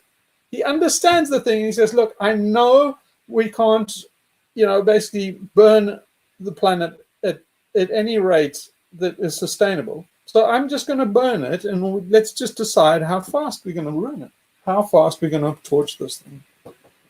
So he will not. That's how bad a problem we're in, is that he understands the freaking problem. He's a very smart guy, and he will not give up on the GDP, on these guys, on this huge fire. But you've seen that a couple of times with a few of these people recently that you posted about, and the gist of their logic is, well, we've got to keep going because to do anything different is unthinkable. Therefore, the problem can't be there because it's we can't do anything other than what it's like Extinction Rebellion. So you can't raise a problem unless you have a solution. It's because but what does it mean? It's because that's very interesting. The unthinkable. I mean, that is where do we go if people start to think about, define the unthinkable? What do you tell people who say that? Because we got there. Right back at the top. Let's go back to the top. Look what's happened with Kevin when we started to talk about collapse and a climate catastrophe. It's unthinkable. It had to be the sun. I don't know what he said, something about the sun or solar minimum or something. There is a moment there's a moment where you go into the world of the unthinkable. And that's where the question you asked was what do you do about that? It's easy. It's an easy problem. Go right back to the top of this video. Anybody watching it, rewind right back to the beginning. What were we talking about? It's fables. Give them a new fable. It's easy. That's what an alternate reality game is. It's give them a new fable. This fable doesn't work. So everybody said, well, what your fable is. Now, when you start talking about what fable, then on the left, they all think, well, it has to be evidence-based and it has to be rational. No, the opposite. You say bloody tooth fairies, or it's the result that matters. So if you can get anybody to have the unthinkable thought that basically we're not playing that game anymore, we play this, people are just fucking sheep. It's like kids. It's easy as hell to manage kids. Well, if they're doing this thing and if you don't like it and it's going to burn the fucking house down, all you do is say, hey, look at this, kids, and have a new game. And they go, whoop, whoop, and they're all there. And that's all it is. All these sheep are exactly the same. You say, this game is not a nice game. They're not enjoying it. You just make a new game. And they'll be like, the global economy will just fucking fizzle out and they won't even notice. Why? Because they're playing a more fun game. What's the more fun game called? It's called Fuck the Old Game. Easy, easy, easy. So that thing that I said about bringing down the grid, if you start rationalizing people with a grid, say, the grid is easy to bring down. You could bring it down and it'll never come up again, just to have enough people to do it. Now, if you try and convince everybody of that, the conversation goes exactly where you were saying, Gary. It goes to basically, we can't do that. Millions of people are going to die. Well, first of all, I think you're wrong. I don't think anybody's going to die. And second of all, if people do die, they deserve to die. They're the people in the cities that are in the midst of the cancer that's killing this planet. If you want climate justice, kill those fucks. If anybody needs electricity to survive, they are an arch criminal. They are the guilty party. Climate justice means that you fucking kill them and just pull the fucking plug. If you need electricity to survive, you're a criminal. You are burning fossil fuels to kill people tomorrow so you can live today. I cannot pull that plug on you fast enough, you criminal shit. So you cannot keep yourself alive today by burning the carbon that kills us and our children and all the living planet. Fuck you. Go die. If you need electricity to stay alive now, fuck you. We cannot keep you alive because the kids need to live. Make space, you fucking ass.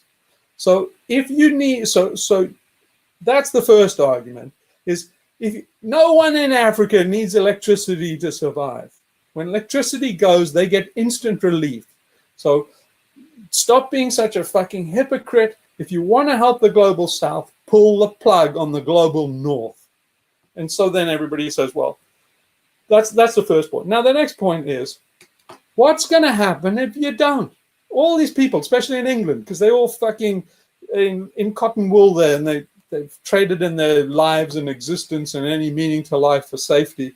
And so all of them, they're terrified. Oh, you could if you do that, millions of people are going to die. If the grid goes down deliberately, millions of people are going to die. And you say, right, maybe not. But what's going to happen if you carry on? All of us are going to die. And that finishes the conversation. La, la, la, and they're all off onto other stuff. So you can't rationalize them. They're not going to do it. Also, it's intellectual, right? It's in the wrong side of their brain. So you cannot reach the mammalian side or something like that. Or you'll just trigger the mammalian side, say, you're a monster, and they'll walk away. But you can play a game, like I said, about let's play flick the light switch. Well, that's a naughty game that appeals to the primate brain, and everybody will get into that game. And it's like, ooh, there goes the grid. Isn't that fun? Yay. What's the next game? The next game is regenerative agriculture.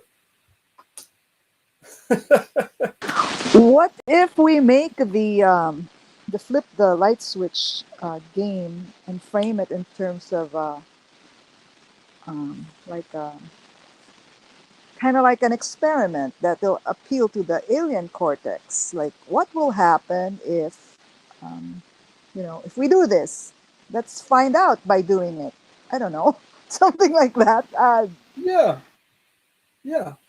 But it's much easier if it folds into a narrative. Right? So if you can make a fable out of it, you see, at some point to get anybody to make the flip on this is you really have to have them break loyalty from the system. So they have hope now. They have hope in the fable, in Elon Musk's fable, that we're going to the stars and everything just gets better and we solve all our problems with AI and quantum computers come in and save the day and soon we'll have fusion and all this millenarian crap. So that's our current fable. And everything has its little place. The going to the moon was iconic. I mean, self-evidently, it was a complete waste of time. But no, it's the greatest achievement. But do you think there is a big, I don't know, that I have no idea how to measure, but a big amount of people who are behind these fables of Musk and the space thing? And do you think it's a big majority? Do you think it's, because I have no idea. I think I'm a bit vast too majority. Nobody will talk to me here. I've suddenly made my name arse for a number of reasons this week. And the reason was I challenged two things. Elon Musk, I said he was a fucking idiot.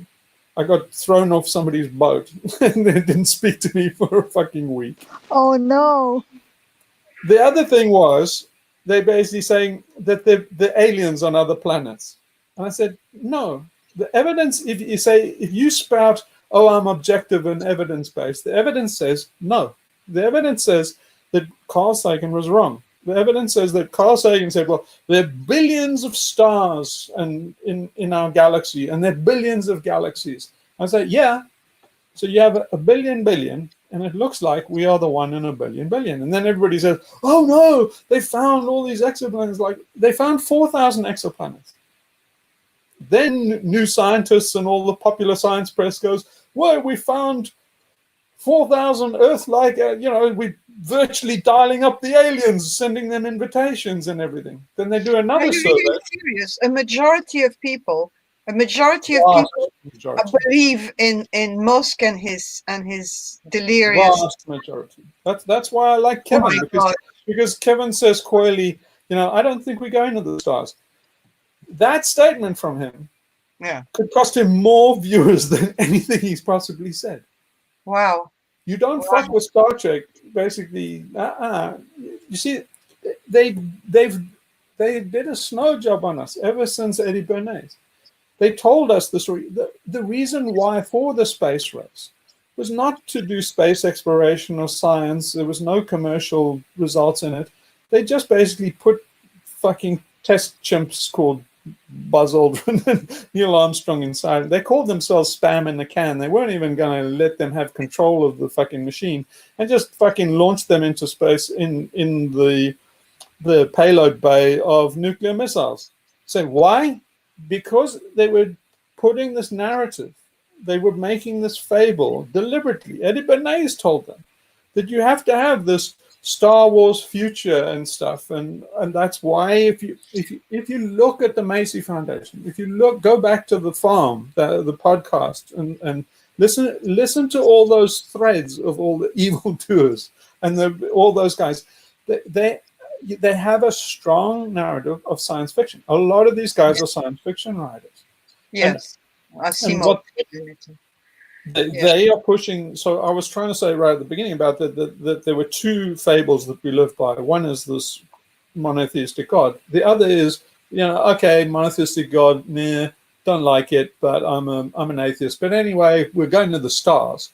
So the atheists believe we're going to the stars, and the monotheists believe that we're going to heaven. And here where I live, I mean, I know in my village and around here, nobody takes that thing of Musk. Like, everybody's laughing at that starting here where I live. I mean, even as far as Galway, as far as the city, I haven't met anybody that here. Like, maybe it's my circle. I don't know, but it's probably Ireland. You see, Ireland is an island of sanity.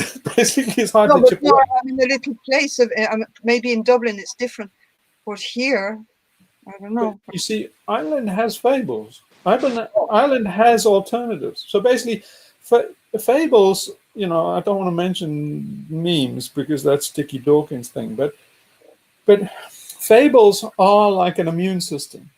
If you have a rich set of culture and fables, you have strong immunity to bullshit. So if you look at Christian missionaries, where they struggle the hardest is people who have a rich culture of alternative fables. And the very worst thing that can happen to the Christian fable is that it gets easily folded into somebody else's fable. That's why St. Paul has such a lot of trouble. When you see in the letters to the epistles, he's always griping and bitching about all these. Obviously, he's got stiff competition for Christianity. Wherever he goes, he gets into real trouble. And the reason is the guys are game jacking them. They're game jacking the religion. They're saying, yeah, we know Jesus. He's at us. And they say, like, we love Jesus. He's at us. And then St. Paul's going, he's not fucking at us. He's not. They say, well, look at it. Mary's the mother goddess. She's Demeter. And then all the Demeter people say, hail Demeter, Mary mother. And St. Paul's going, no, not Demeter. Fucking get females out of this. This is a male thing. You can see him doing that all through the epistle. You see, it doesn't make sense in the New Testament because they put the epistles, they don't put it in chronological order. They put it in the chronology of the fable because they're spinning a fable. But if they put it in the chronology of the writing, the epistles would come first. The very first Christian writings were Paul's epistles. Then the Gospels came after Paul's letters. If you arrange the Bible like that, then it's completely different. You can see what's going on. And he's competing for the narrative. He's basically, you can see args competing in the Bible. It's all written. And Jesus shines out there at the very first mention of how Jesus died. If you do it in the written order, then the first writing is Paul. And Paul says that he was hung from a tree. You say, well, hang on. that's still in the Bible? Is that, yeah, it's right there in black and white, just hidden away, and nobody mentions it. Say, well, why does Paul say he was hung from a tree? And later, you know, now we have him, you know, crucified on a cross. It's because basically Paul couldn't sell his fable. He couldn't sell it in. You can see these are after the Exodus, not the Exodus, the Roman Exodus. You know, after the Jewish Civil War, the Romans thought that Judea is too troublesome, so they just basically spread all the Judeans, all the troublesome terrorists, all around the Roman Empire. So like the life of Brian. Yeah, exactly, the life of Brian. So they spread them all over the. And that's so in doing that, that was the biggest mistake that any government ever made. But anyway, let's not go there. That's Kevin's territory. So these guys in exile in Greece, home of fables, right? That's what the Greeks are known for. They're great at fables. That's why the Christian fable. So Paul goes and tries to sell this fable, and he couldn't sell it because as soon as you say to a Jew in exile, you know, he couldn't sell it to pagan Greeks because the pagan Greeks were like, "Say this is a crap story. I'll tell you a better one," and they don't make any way. But the Jews are kind of like a little bit hard up for their own story, so they have an ear. But as soon as Paul starts telling them about Jesus, he gets to the bit where Jesus is hung from a tree. He loses the audience straight away, because what all the Jews know is that if he's hung from a tree, he's an apostate. But basically, the punishment for blasphemy was to be stoned and hung from a tree. So that's obviously what happened to Jesus. The Jewish elders condemned him for blasphemy, and so he was stoned and hung from a tree. You can see it right in Paul's letters. Now that's not saleable because the Jews respect the Jewish elders. And as soon as they know the Jewish elders condemn Jesus, you're like, that's the end of your fable. Like, I'm not listening to any blasphemy, thank you very much. And so Paul doesn't make any headway. He'll only make headway if he kind of says, no, he was killed by the Romans. And then you have to fabricate, well, how was he killed? Standard method of Roman execution was the crucifix. So then they have to say he was killed by the Romans, a lie. Then they have to say, well, he was put up on the cross because that's the way the Romans did it. Then they come to the third problem. And the third problem is, well, why did the Romans kill him? What was the law that Jesus broke? And it's like, there isn't any. Jesus was very, very careful not to break any Roman laws. The Pharisees tried to get him. They tried to say that he was a rebel, and they tried to say, you know, like, should we pay our taxes? And Jesus dodged it. He said, like, you know, give unto Caesar what is Caesar, give unto God is what is other. And they're like, oh, he fucking dodged it. What they were trying to get him to say is, no, don't pay your taxes, and they can go straight to the Romans and have him up on a cross. But he always avoided the cross. And so yeah, that's the dirty secret of the thing. And then eventually they get to say, you know, somebody must have said, by the time they get to write the Bible, it's getting the Gospels much later now. The story, the fable is entrenched. And so then obviously somebody said, well, if Jesus was up on a cross, then the Romans put a big sign saying what your crime is, you know, breaking code 345, sedition. There would always be something like rebellion against Rome. That's some version of that is the guys that put up on the cross. So, but it would be put in detail up on your cross, and you'd be there right on the highway, right in the approaches to Jerusalem. And the reason is they're saying, don't fuck around in Jerusalem, because otherwise you're up on the cross. Break anyways. Basically, it's the way of telling people the law is as you come to the city, you see these guys up on the crosses, and you see, did this, did that, did that. It's like, that's great education. And that's what, so, but then somebody's going to ask. One of these Jews in exile is going to say, okay, so this is a great fable. I'm loving this story. Great, but what did they write on that sign? Very important. And they're a bit fucked, because there's nowhere they can say what, you know, the Roman law was very, very explicit, very, very strict. So you didn't have to be a lawyer to say, like, I'm just interested, Paul. The Romans killed him, you say? Mm-hmm. What Roman law did he break? Nothing. So then you have this funny little thing where they write, Pontius Pilate says, I want it written up there, Jesus Christ, King of the Jews. The Romans would have never, you ask any Roman scholar, the Romans wouldn't have written that.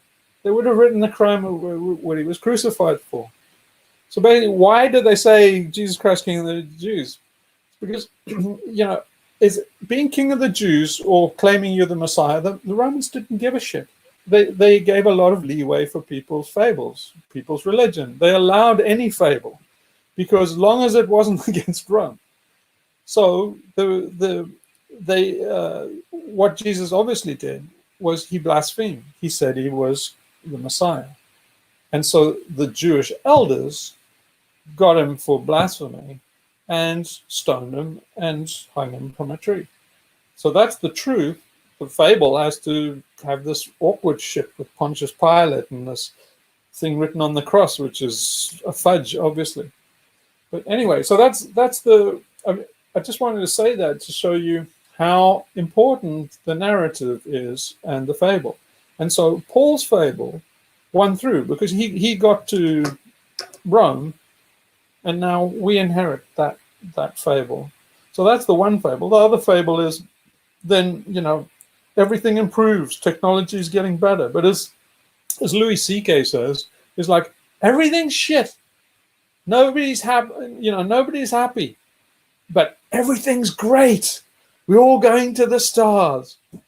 So, but you have to justify why we're all miserable, why we're individuals, why we're all alone in apartments with divorces and suicides and just grindingly boring lives with no point, no color. Is like the only way you can say it is, but it's for later. It's for the greater good. Because we're going to the stars. So you come home from your grimy job, basically after sitting in traffic in a gas-guzzling thing, listening to the news, how the Arctic is burning, and it all makes sense because Elon Musk, he's the shaman that will take us to the stars.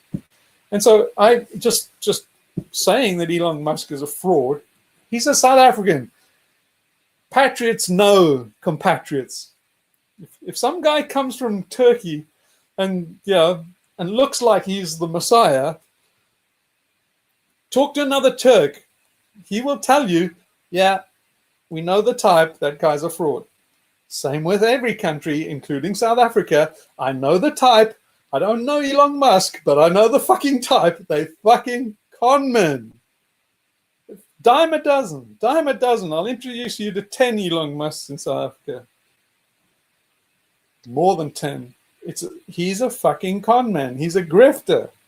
And then basically, because you've never seen the grift, you don't know the type, then he gets away with it in America. He wouldn't last 2 minutes in South Africa. They'd be like a fucking grifter. So anyway, but people then go with this fable that makes it all worthwhile. So come with a counter fable. Now, the counter fable should be as batshit crazy as possible. It's not a plus to have it all rational. And so yeah, we will develop the fable, but we have the elements of fucking dynamite. We've got already the stuff that we've got is dynamite, and you just carry on mining it. But the thing is, with an ARG, you do the players, they are writing it. We just read them and take it. You have some leeway to steer them, but not nudging and all this authoritarian shit. The onus is on us to tell a fable that's attractive, but it must be one that it seems to originate from them. It must be their story, and the art is to steer it by picking out the cherries and stuff, delivering it back to them even better, and carrying on. So the art of the ARG is also to mirror. It's the mirror. So in one of my videos, I say, right at the beginning, in episode 3, where I introduced the alien cortex, I say the key to countering the alien cortex is the mirror. It's the ancient method.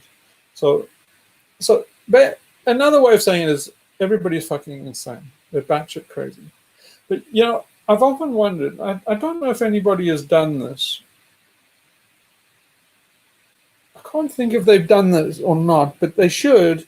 If you're a mental health practitioner or something like that, who deals with really bad mental patients, you know, there are not so many catatonics. There used to be catatonics, a lot of catatonic schizophrenics. So basically people that are just frozen, often in weird positions. I don't think people do that anymore.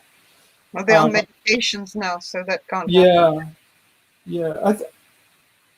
I think that the reason why the people were going catatonic and staying in these, they call them waxy catatonics too, is certainly Blula and the early guys that work with schizophrenics, they would move their hands and then they would stay there. So it's basically like a flexi doll. You can just basically move them in anything and they'll hold that position.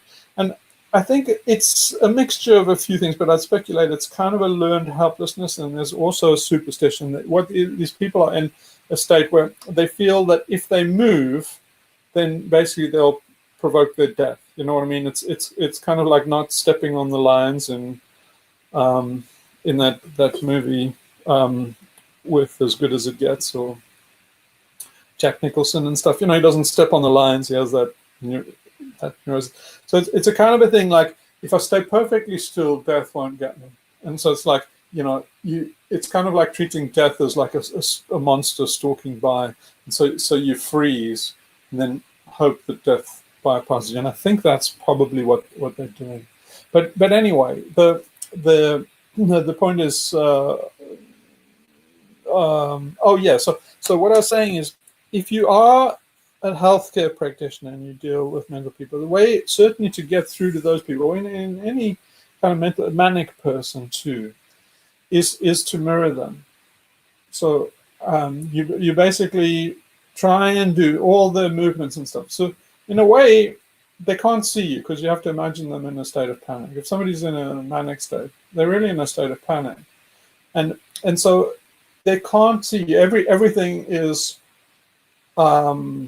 Well, if you've been in a state of panic, and you know what it's like. Everything is a quick judgment, and everything's, you know, hyper reactive. So the way to get through to them is to mimic them, to do their same body movements, even, you know, say the same things back to them. So literally like a mime. So if the person goes talks in tongues, you go, and at some point they're gonna go like, don't you fucking mock me, or something like that. But you can get through to them that way. You can get through to a manic person by mirroring them. And it doesn't have to be in body movements or something that thing. You can do it on Reddit, just talking to other people where they're fucking idiots. It's basically, you can provide the mirror for them, and basically you project the idiocy back to them till they can see themselves in the mirror. So, but you know, it works at all scales. It's like Disney is doing it. They're mirroring American society back to itself, how it wants to see itself, and then they are steering. They are doing Eddie Bernays. They talking about the grammar of fables, or the algorithmic nature of fables, is by the time you're putting product placement in movies and stuff, you are doing the grammar of capitalism. So just product placements, like there's so much product placement in everything we watch now, and it's very subtle, but just product placement. So put in, you know, the main characters stop outside Wendy's, or the car they drive, or whatever, is definitely a product placement in almost any movie now. And then anything where you can see the logo, and then you know what is hidden in there is the algorithm of individuality, of consumer culture, of heroism, of all these things. Just the fact that you put the product placement in the story. So it's not, it doesn't have to be so forebrained as Eddie Bernays and think. But Eddie Bernays did think it. He did. It's pure conspiracy So it doesn't have to be that conspiracy. After a while, the meta conspiracy, or the algorithm of this fable, unfolds with itself. So it's self-organizing, and then it can come through as things as minor as product placements. We've reached a kind of stage where everything is a product. Everything in the film you could look at as a product placement almost. In fact, you could hardly get away from it. I don't quite know what to say about that. I just was thinking it. That's all. Yeah, but so it's worthwhile looking at the contract in it. So if you look at particularly successful commercial videos, there's a successful screenwriter has to, like Eisner would chuck it out. All the guys, that actually readers and stuff that read screenplays, they quickly will see if the writer has broken the unwritten contract with the audience. So there are a few things that are allowed and not allowed, and so you have to do scene setting and establish the narrative, and then you're saying to the audience, this is the rules of cinema now, is you're saying to the audience, this is the movie you're watching, and these are the parameters. So if you by the music, by the meter, by the 5 minutes in, you've already said, I'm not going to do any pop-ups. It's not going to turn into a snuff film in the end. You're not going to basically take it. So if it's a snuff movie or something like that, that's permitted, but you can't ambush the audience. So you can't you can't mix genres or categories or anything like that. You can't start making a chick flick and then suddenly turn into the Texas Chainsaw Massacre. So they're all these hidden rules that is kind of like the polite conversation between screenwriter and the audience. But now that's because they're doing a commercial product and they're just trying to sell the movie. If you're doing an ARG, those rules don't apply, right? You can really fuck with people. You see, you're not selling anything, and you're not doing one episode, right? And also, it's kind of more like a movie theater. It's not like one movie. So you can take people on a really wild ride. That's why all these guys like Hazen, Stephen Hazen, and all these guys get really freaked out by ARGs, because they say it's going to damage people. It's going to damage them. It's going to fuck their ego. Because you can get their ego and you can say, this is you, Most of television and stuff is like, Homer Simpson, this is you, the average American family, and now I'll take you on a little adventure. And then you all imagine yourself, and then, all the superhero movies and stuff, they just give you enough to say, like, so you can think yourself into the hero's position, like, I'm Rambo. Oh, yeah, if I would do the same. I'd bring down helicopters and put a machine gun in my hands. I'd just take them all out. Yeah. And the whole audience identifies with the characters. And so they shine in the mirror. They captured the ego, and they're taking the ego on a little ride. Those movies are fucking boring if you don't have an ego.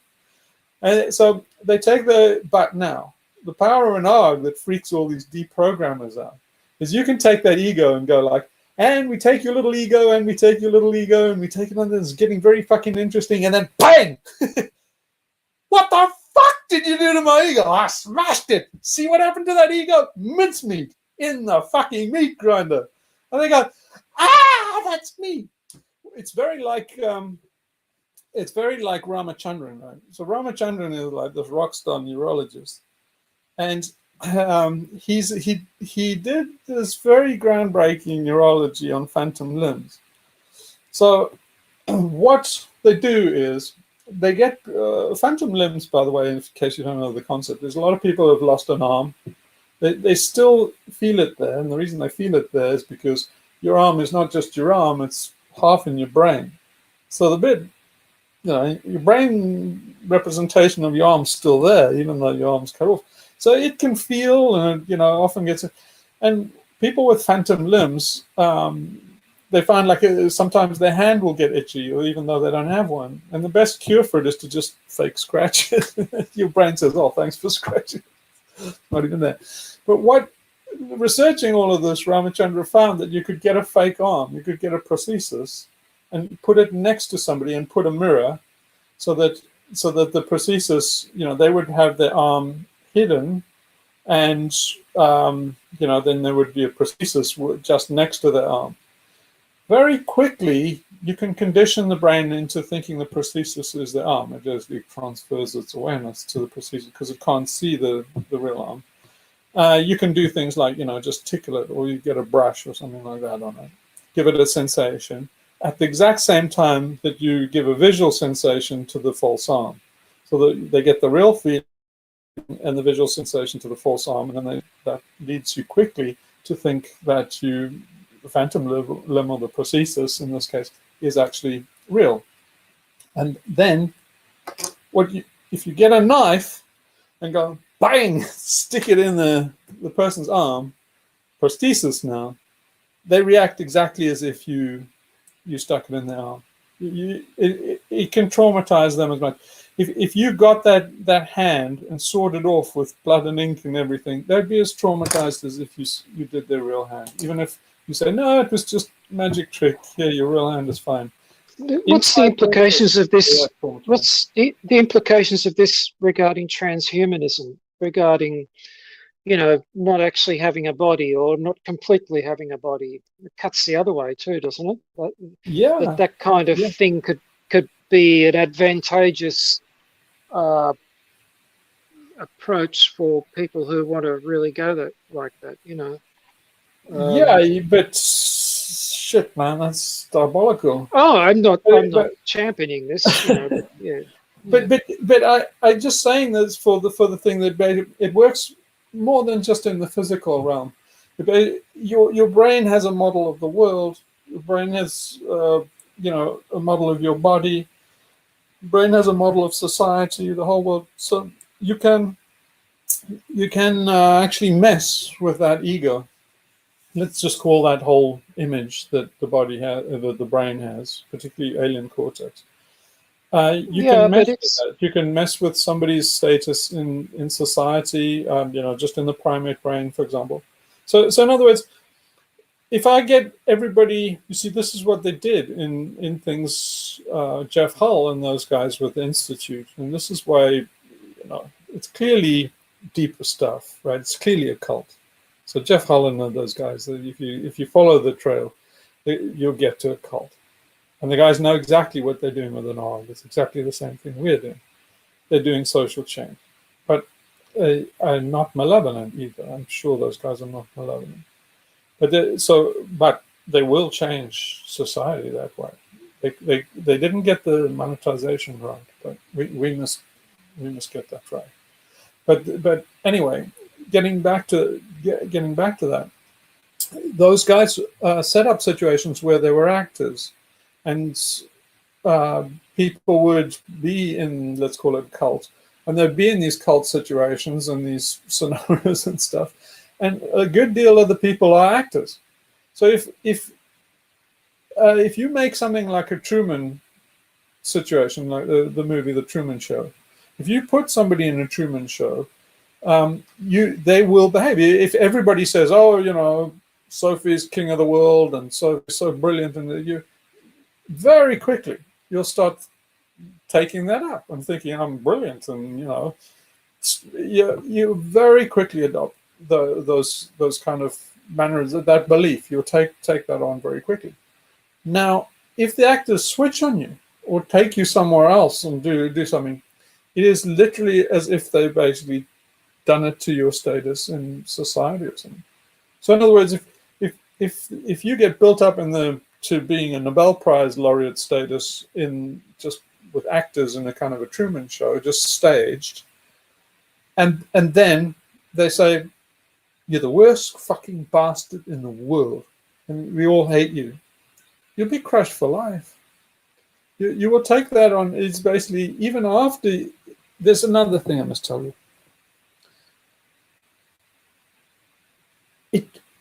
it doesn't even matter if the people know it. Okay, so here's how powerful it is. You can tell the people there in the Truman Show, it doesn't matter a shit. So they didn't know this. I mean, anybody that's been in a cult and knows the things I'm telling you knows this. A magician knows this, but mainstream scientists didn't know in pharmaceuticals and stuff like that. But they all thought that when you gave a placebo, all this pharmaceutical experimentation being done now has been done with placebos. Everything is based against a placebo. Well, there'd been no new medical breakthroughs until they did this experimental messenger RNA stuff. But what they've been doing is kind of perfecting the placebo. Now, the placebo beats almost any new drug. So they thought, well, this is the placebo effect. It's very, very powerful. But you see, like stupid alien cortexes, control freaks that they are, they thought, we're being very clever. We're giving these people a placebo and we're tricking them. Somebody questioned it about a decade ago and looked into the placebo effect because it's so damn powerful. What they found was absolutely amazing. I don't think the general public knows this, but maybe you know it, Sophie. But what they found was you can tell people it's a placebo and it has no effect. A placebo works and works really well. The weird thing is you don't have to trick people. Say like, here, I'm going to give you a placebo. It's just a placebo. It won't do anything. Just call me back and tell me, how it's related to your headaches and all this shit. And people will call back and say, the placebo's wonderful. Headache's gone. They found there was a zero. No, like not a diminished effect, not a small effect. Zero. If you tell somebody a placebo, if you tell them it's a placebo or not, doesn't matter. Get the same outcome. Now think of that in terms of an ARG. You can tell them it's an ARG. You can tell them it doesn't matter. You get the Truman Show. That's the weird thing about the Truman Show is the guys who made the Truman Show didn't know that you could tell Truman. You're in a Truman Show. They're all actors. Yeah, but I mean, it's the same here where you come along and say, hey, this is a cult. I'm deliberately trying to make one, and here we all are, and we're lining up, and we're being very loyal cult members. You spotted it. I thought I got away with that one.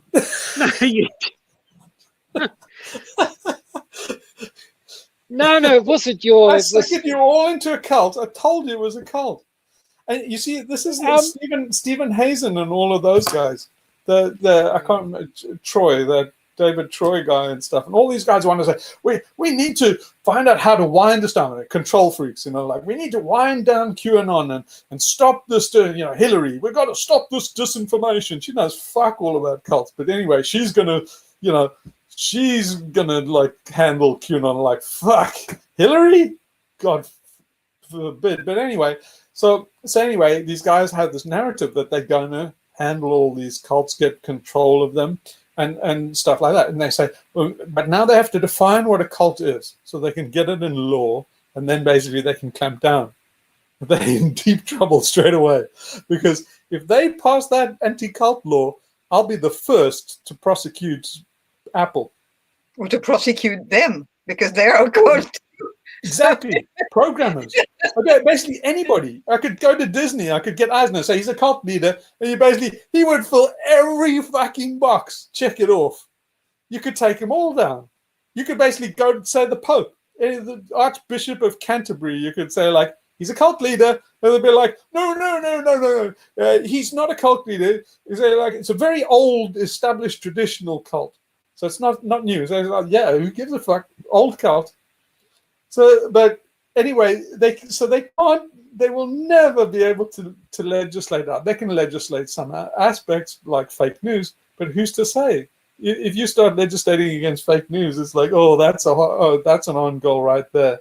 People will flock to odds and alternative things. Exactly. It can become games and that's all, Yeah, the best thing you can do for somebody's fable is to say, children, you're not allowed to believe in that fable. And it's like, what fable, teacher? It's like the placebo.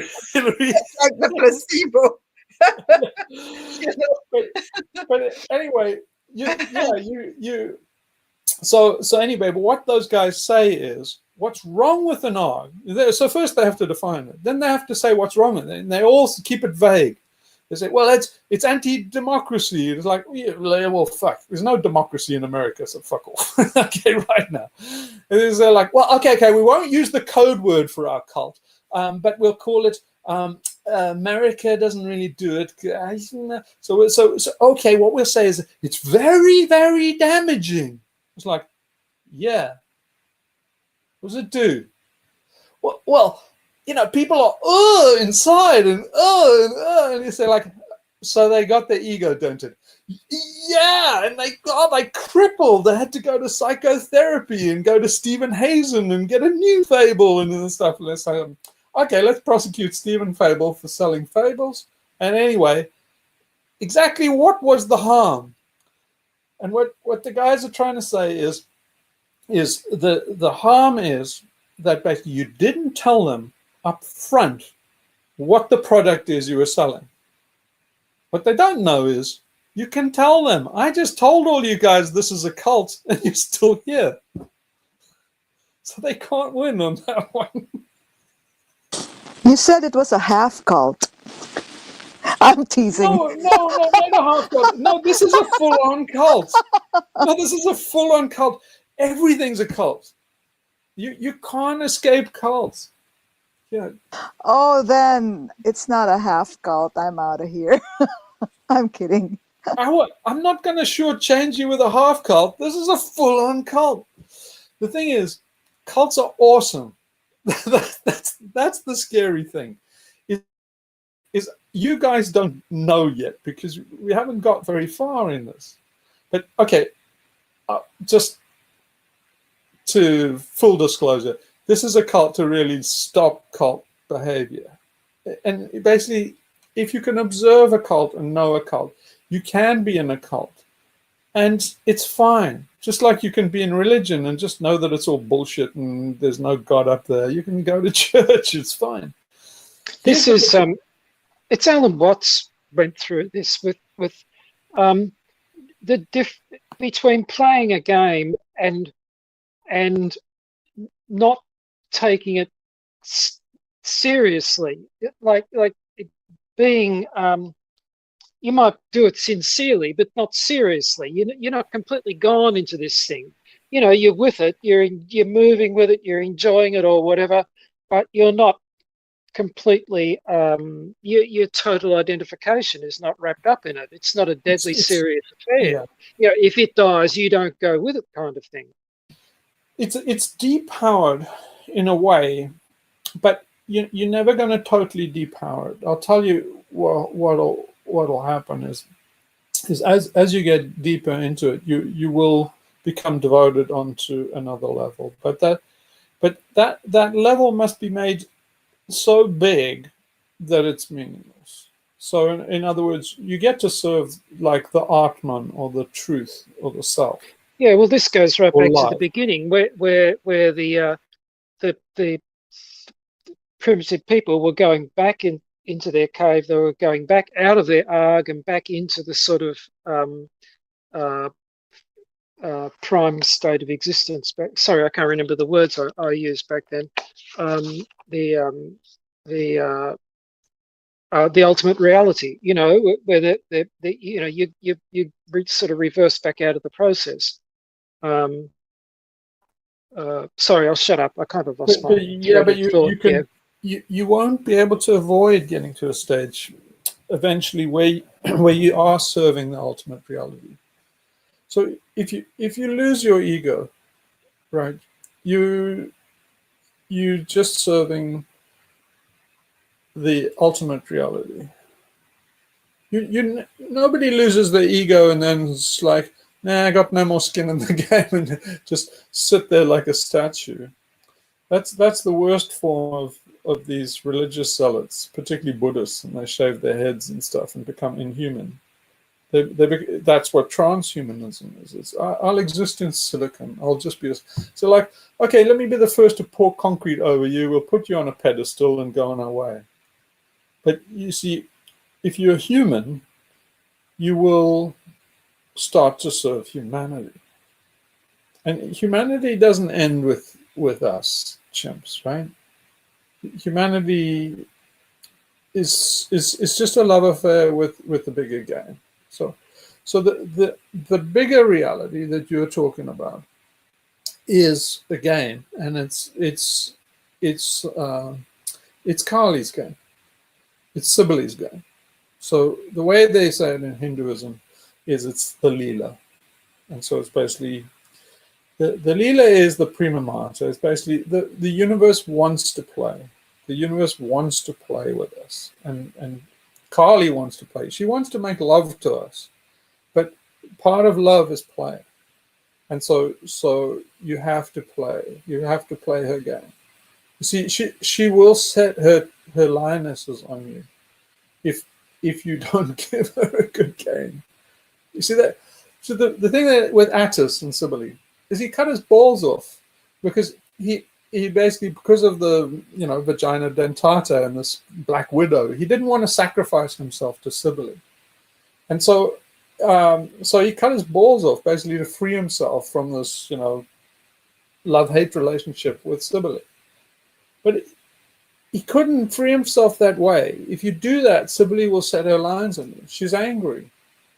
Cybele set her lions on Attis out of revenge, because basically, a woman scorn. There's no one has any spite as bad as a woman scorn. So you can't scorn Cybele. So you have to give her a good game, and you might keep your head at the end of it, but you're better off thinking in terms of a black widow, and the best thing you can do is particularly think of yourself as a male black widow spider, whether you're male or female. In terms of the universe, we're all black widow spiders, male black. She's going to eat us at the end, and it's all good. Basically, she eats us, those nutrients get passed on to our progeny. And so you give her a good game. You don't want to rush too quickly into her mouth. You don't want to try and escape. You can't escape. And so then no, it's like as though we're in a kind of compulsory game in a way. Yes, it's not because I know you can opt out. Suicide's you easy, can't man. opt out. No, you can opt out. You can opt out like that. Suicide is painless. No, no, but I mean,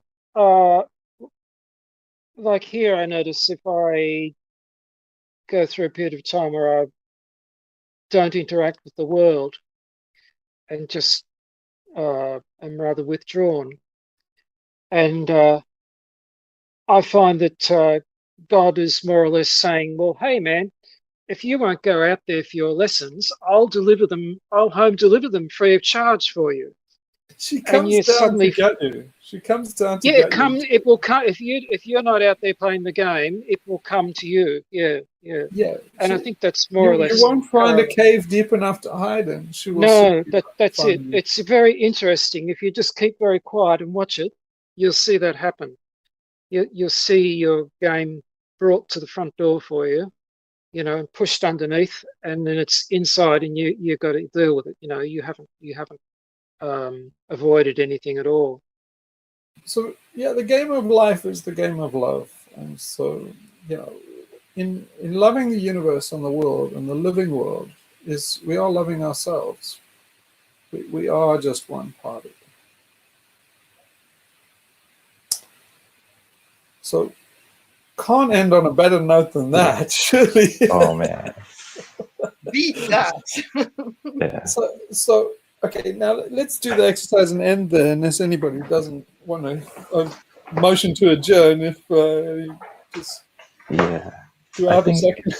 It's good. Yeah, it's something definitely we'll talk about more. I'm just gonna develop my ideas too. But yeah, this is good stuff. I think we're getting to a good stage. Yeah. And it's so nice that it's recorded and people can follow in our steps, right? So also we laying. You see,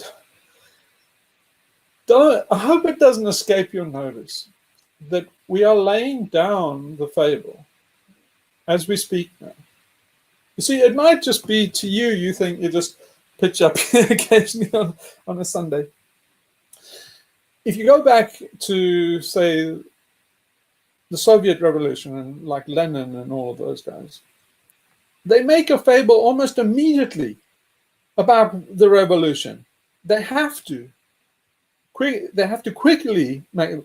But when all the guys were in the French Revolution storming the Bastille, or when there was, basically storming the dock workers in Sevastopol, and or all of those great things that become part of the big fable of the Soviet Union and the French Revolution and that, when those guys did it, they didn't know they were part of the French Revolution. They were just some guys who thought, like, taking an opportunity. A lot of it was adventurism. Hey, what is everybody doing in the street? I don't know. They're fucking off down the street, and I bet you it's going to be fun. And they head out in the street, and before you know it, somebody's saying, to the Bastille, and you go, why? And you go, because I'm really fucking sick of the guys. And you say, yeah, actually I am.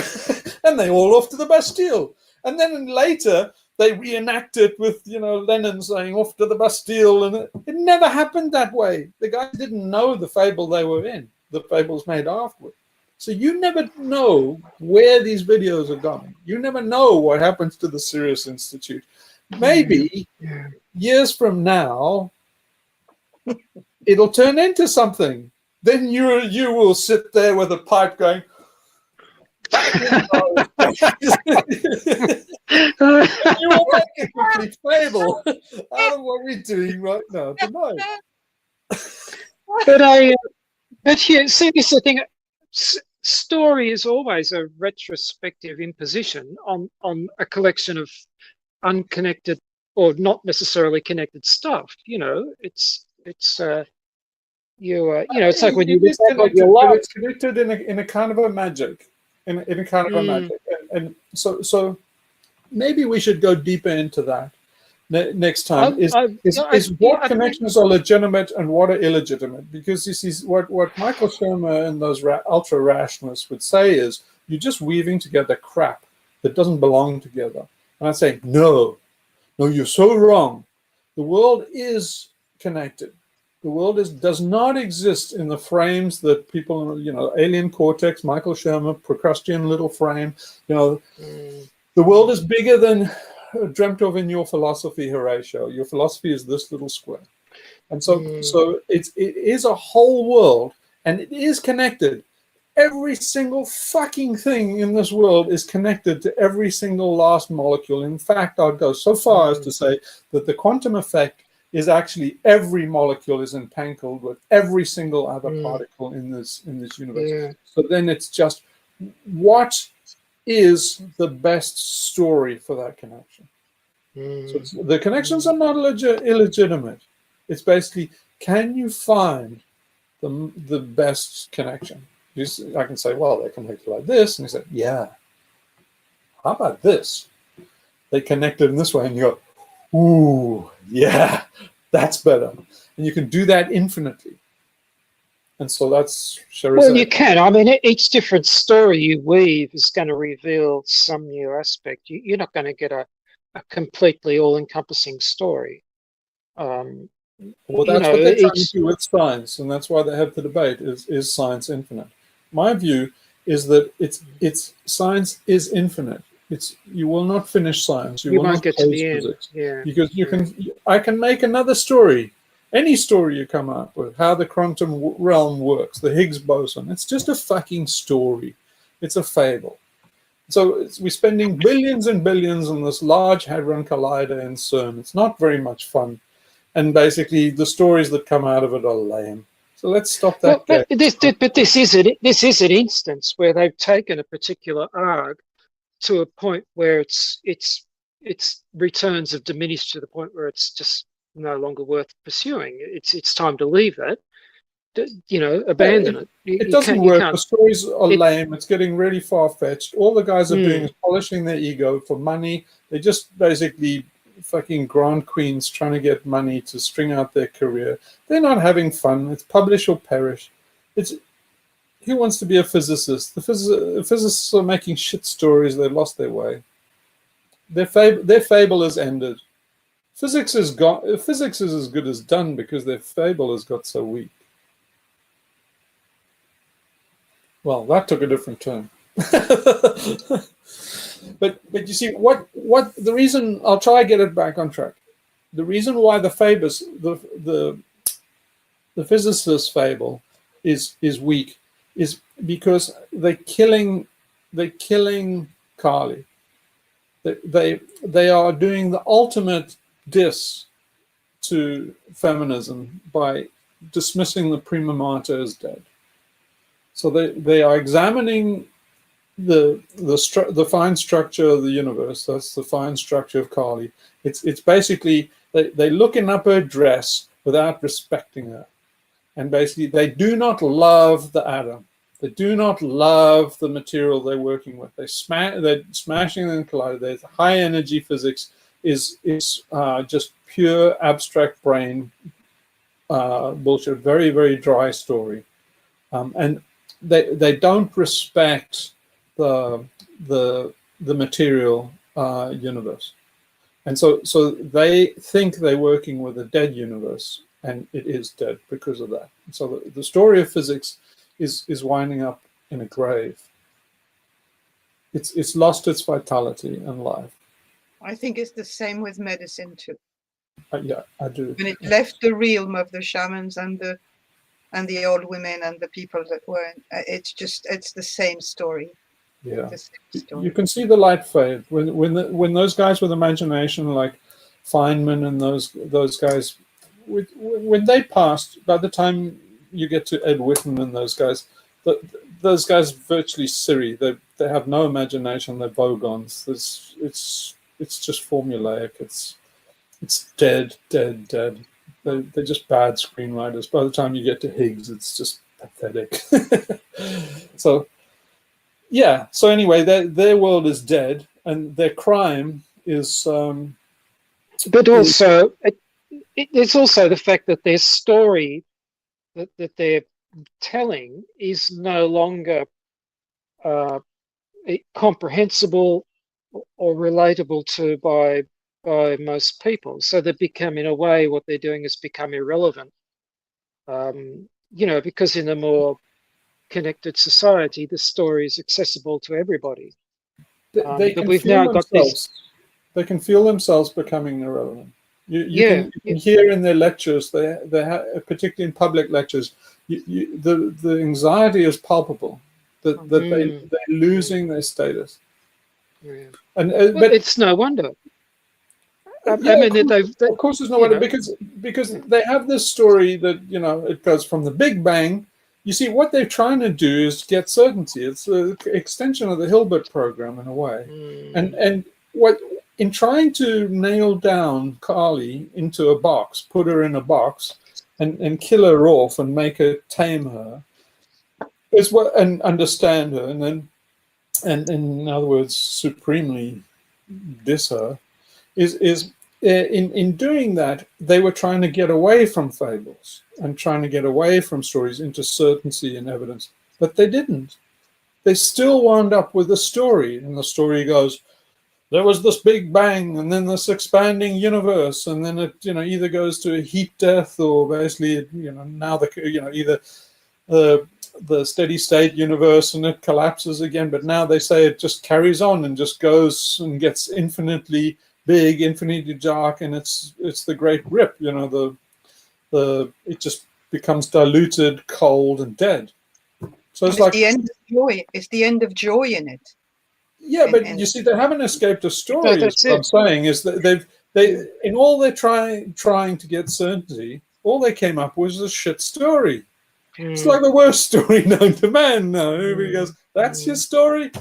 Well, we have to live with it because it's what the science shows us, and it's like, no, it doesn't. You made that story up from the evidence, and it's horseshit. But magic and joy was wiped out. And the substance, the living substance, is gone out of it completely. Yeah, but what the con game they're trying to tell you is their story is the only one. Yeah. I say, look, you're just like the fucking anthropologists and the archaeologists that dig up a few bones and make up a story, and I can make up a better one. I can take the same fucking evidence that you got, and I can make a way better story out of physics than you can. So it's basically, you don't have to come up with their story. The conclusions in the story they came up with was one in an infinite horizon of possible fables for exactly the same evidence. That's the lie that these guys like Sherman and all these guys want certainty, like Pinker and Lobster Man and all of this kind of crap. Is the lies they say that there's only one conclusion, like Sherlock Holmes. There's only one conclusion, Dr. Watson, that leaves. And it's like, no, it fucking doesn't. I'll give you an infinite conclusion for any fucking bit of experiment in physics. And that's my challenge. And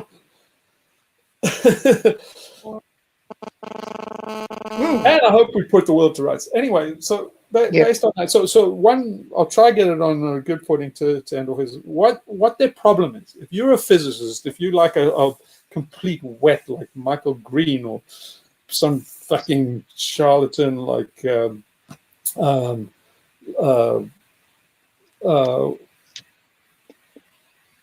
what's the guy's name? Which one? Hugh deGrasse Tyson or something like that.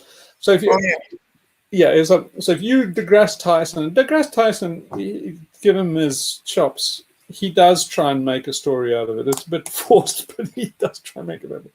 But anyway, if you're one of those stupid automatons, here's what you need to do is rediscover the love for the universe. First of all, think of it as living. Those atoms are they are deeply mysterious. So get over your idea that you took the mystery out. You haven't even started. Get the mystery back. Start to love the material that you're working on. That's the key to get out of the hole that you're in. And what you're making love to there is the Atman. So let's go through the exercise. At the end of the exercise, what I'm going to say is Om Paramatmane Nama Iti. So what that says is Om. Om is the ultimate fable according to the Hindus, and that is creation, sustenance, and dissolution. So Om is three parts. It's Ah, which is the primal sound. O, and so it's basically Shima, Brahma, and Shakti. So Shiva. Anyway, creation, dissolution, and destruction. I can't remember which gods now. So Shiva must be destruction. Anyway, can't remember. Got a brain freeze. But anyway, that's Om is creation. Brahma is the sustenance, keeps life going, and I'm become Shiva, the Oppenheimer. When he said, I become Shiva, destroyer of worlds. Anyway, that's the destruction part. So you have the idea was the cosmology comes out, it blossoms, and then dies like everything, and so then that's Om. It means everything does that. They say that's the ultimate fable, is that, and then you say Paramatman, and then basically the Paramatman is the self. So it's basically consciousness. Paramatman is the supreme self, so not the fragmented self, but consciousness as experienced in everything that has it. So it's the supreme Atman. Name is name. So it's in the name of the supreme Atman. Iti, it means it's done. So in other words, it's dedicating this entire video to the supreme Atman. And the reason for that is to not have any ego, not have any claim on it, and to give it up to the universe. So that's why I'll say it at the end. And now, when somebody says, "What's that creepy thing you say at the end?" then you can explain it to me. Okay, so based on that, let's sit balanced and erect for deeply still.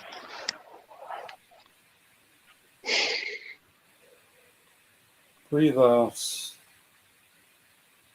You're extremely based in your body, in your own consciousness. Become aware of your own awareness, that you are really conscious, that you're a sensing being.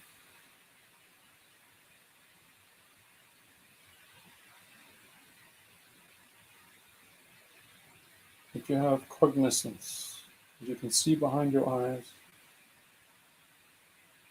With all the tensions, cares, all the dissonance, the discord, fall away from your muscles, from your mind. Rest in that big silence outside ourselves. The vast silence that goes to infinity. Just rest in that.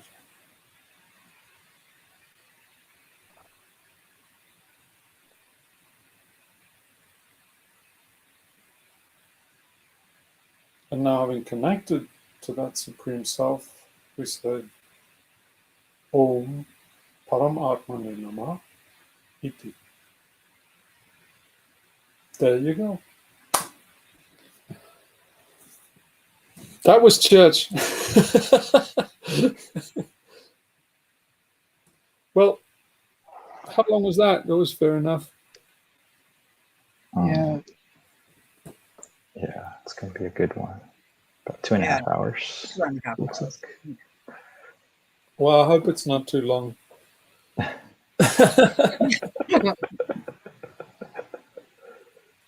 So good, everybody. Thank you. Yeah, thank you. Thanks, Hugh. Do that exercise during the week, and Yeah. let's talk about the other exercises too. Yeah. So do Okay. enjoy yourselves and have fun, play, make love to the universe a lot. Even if you just go and hump a pile of sand, it's fine. Thank you. All right. You're allowed. So you're part Okay. of the Sirius Institute. I understand. All right. Thanks. Goodbye, everybody. Thank you so Till much. next week. Bye. Okay. Bye.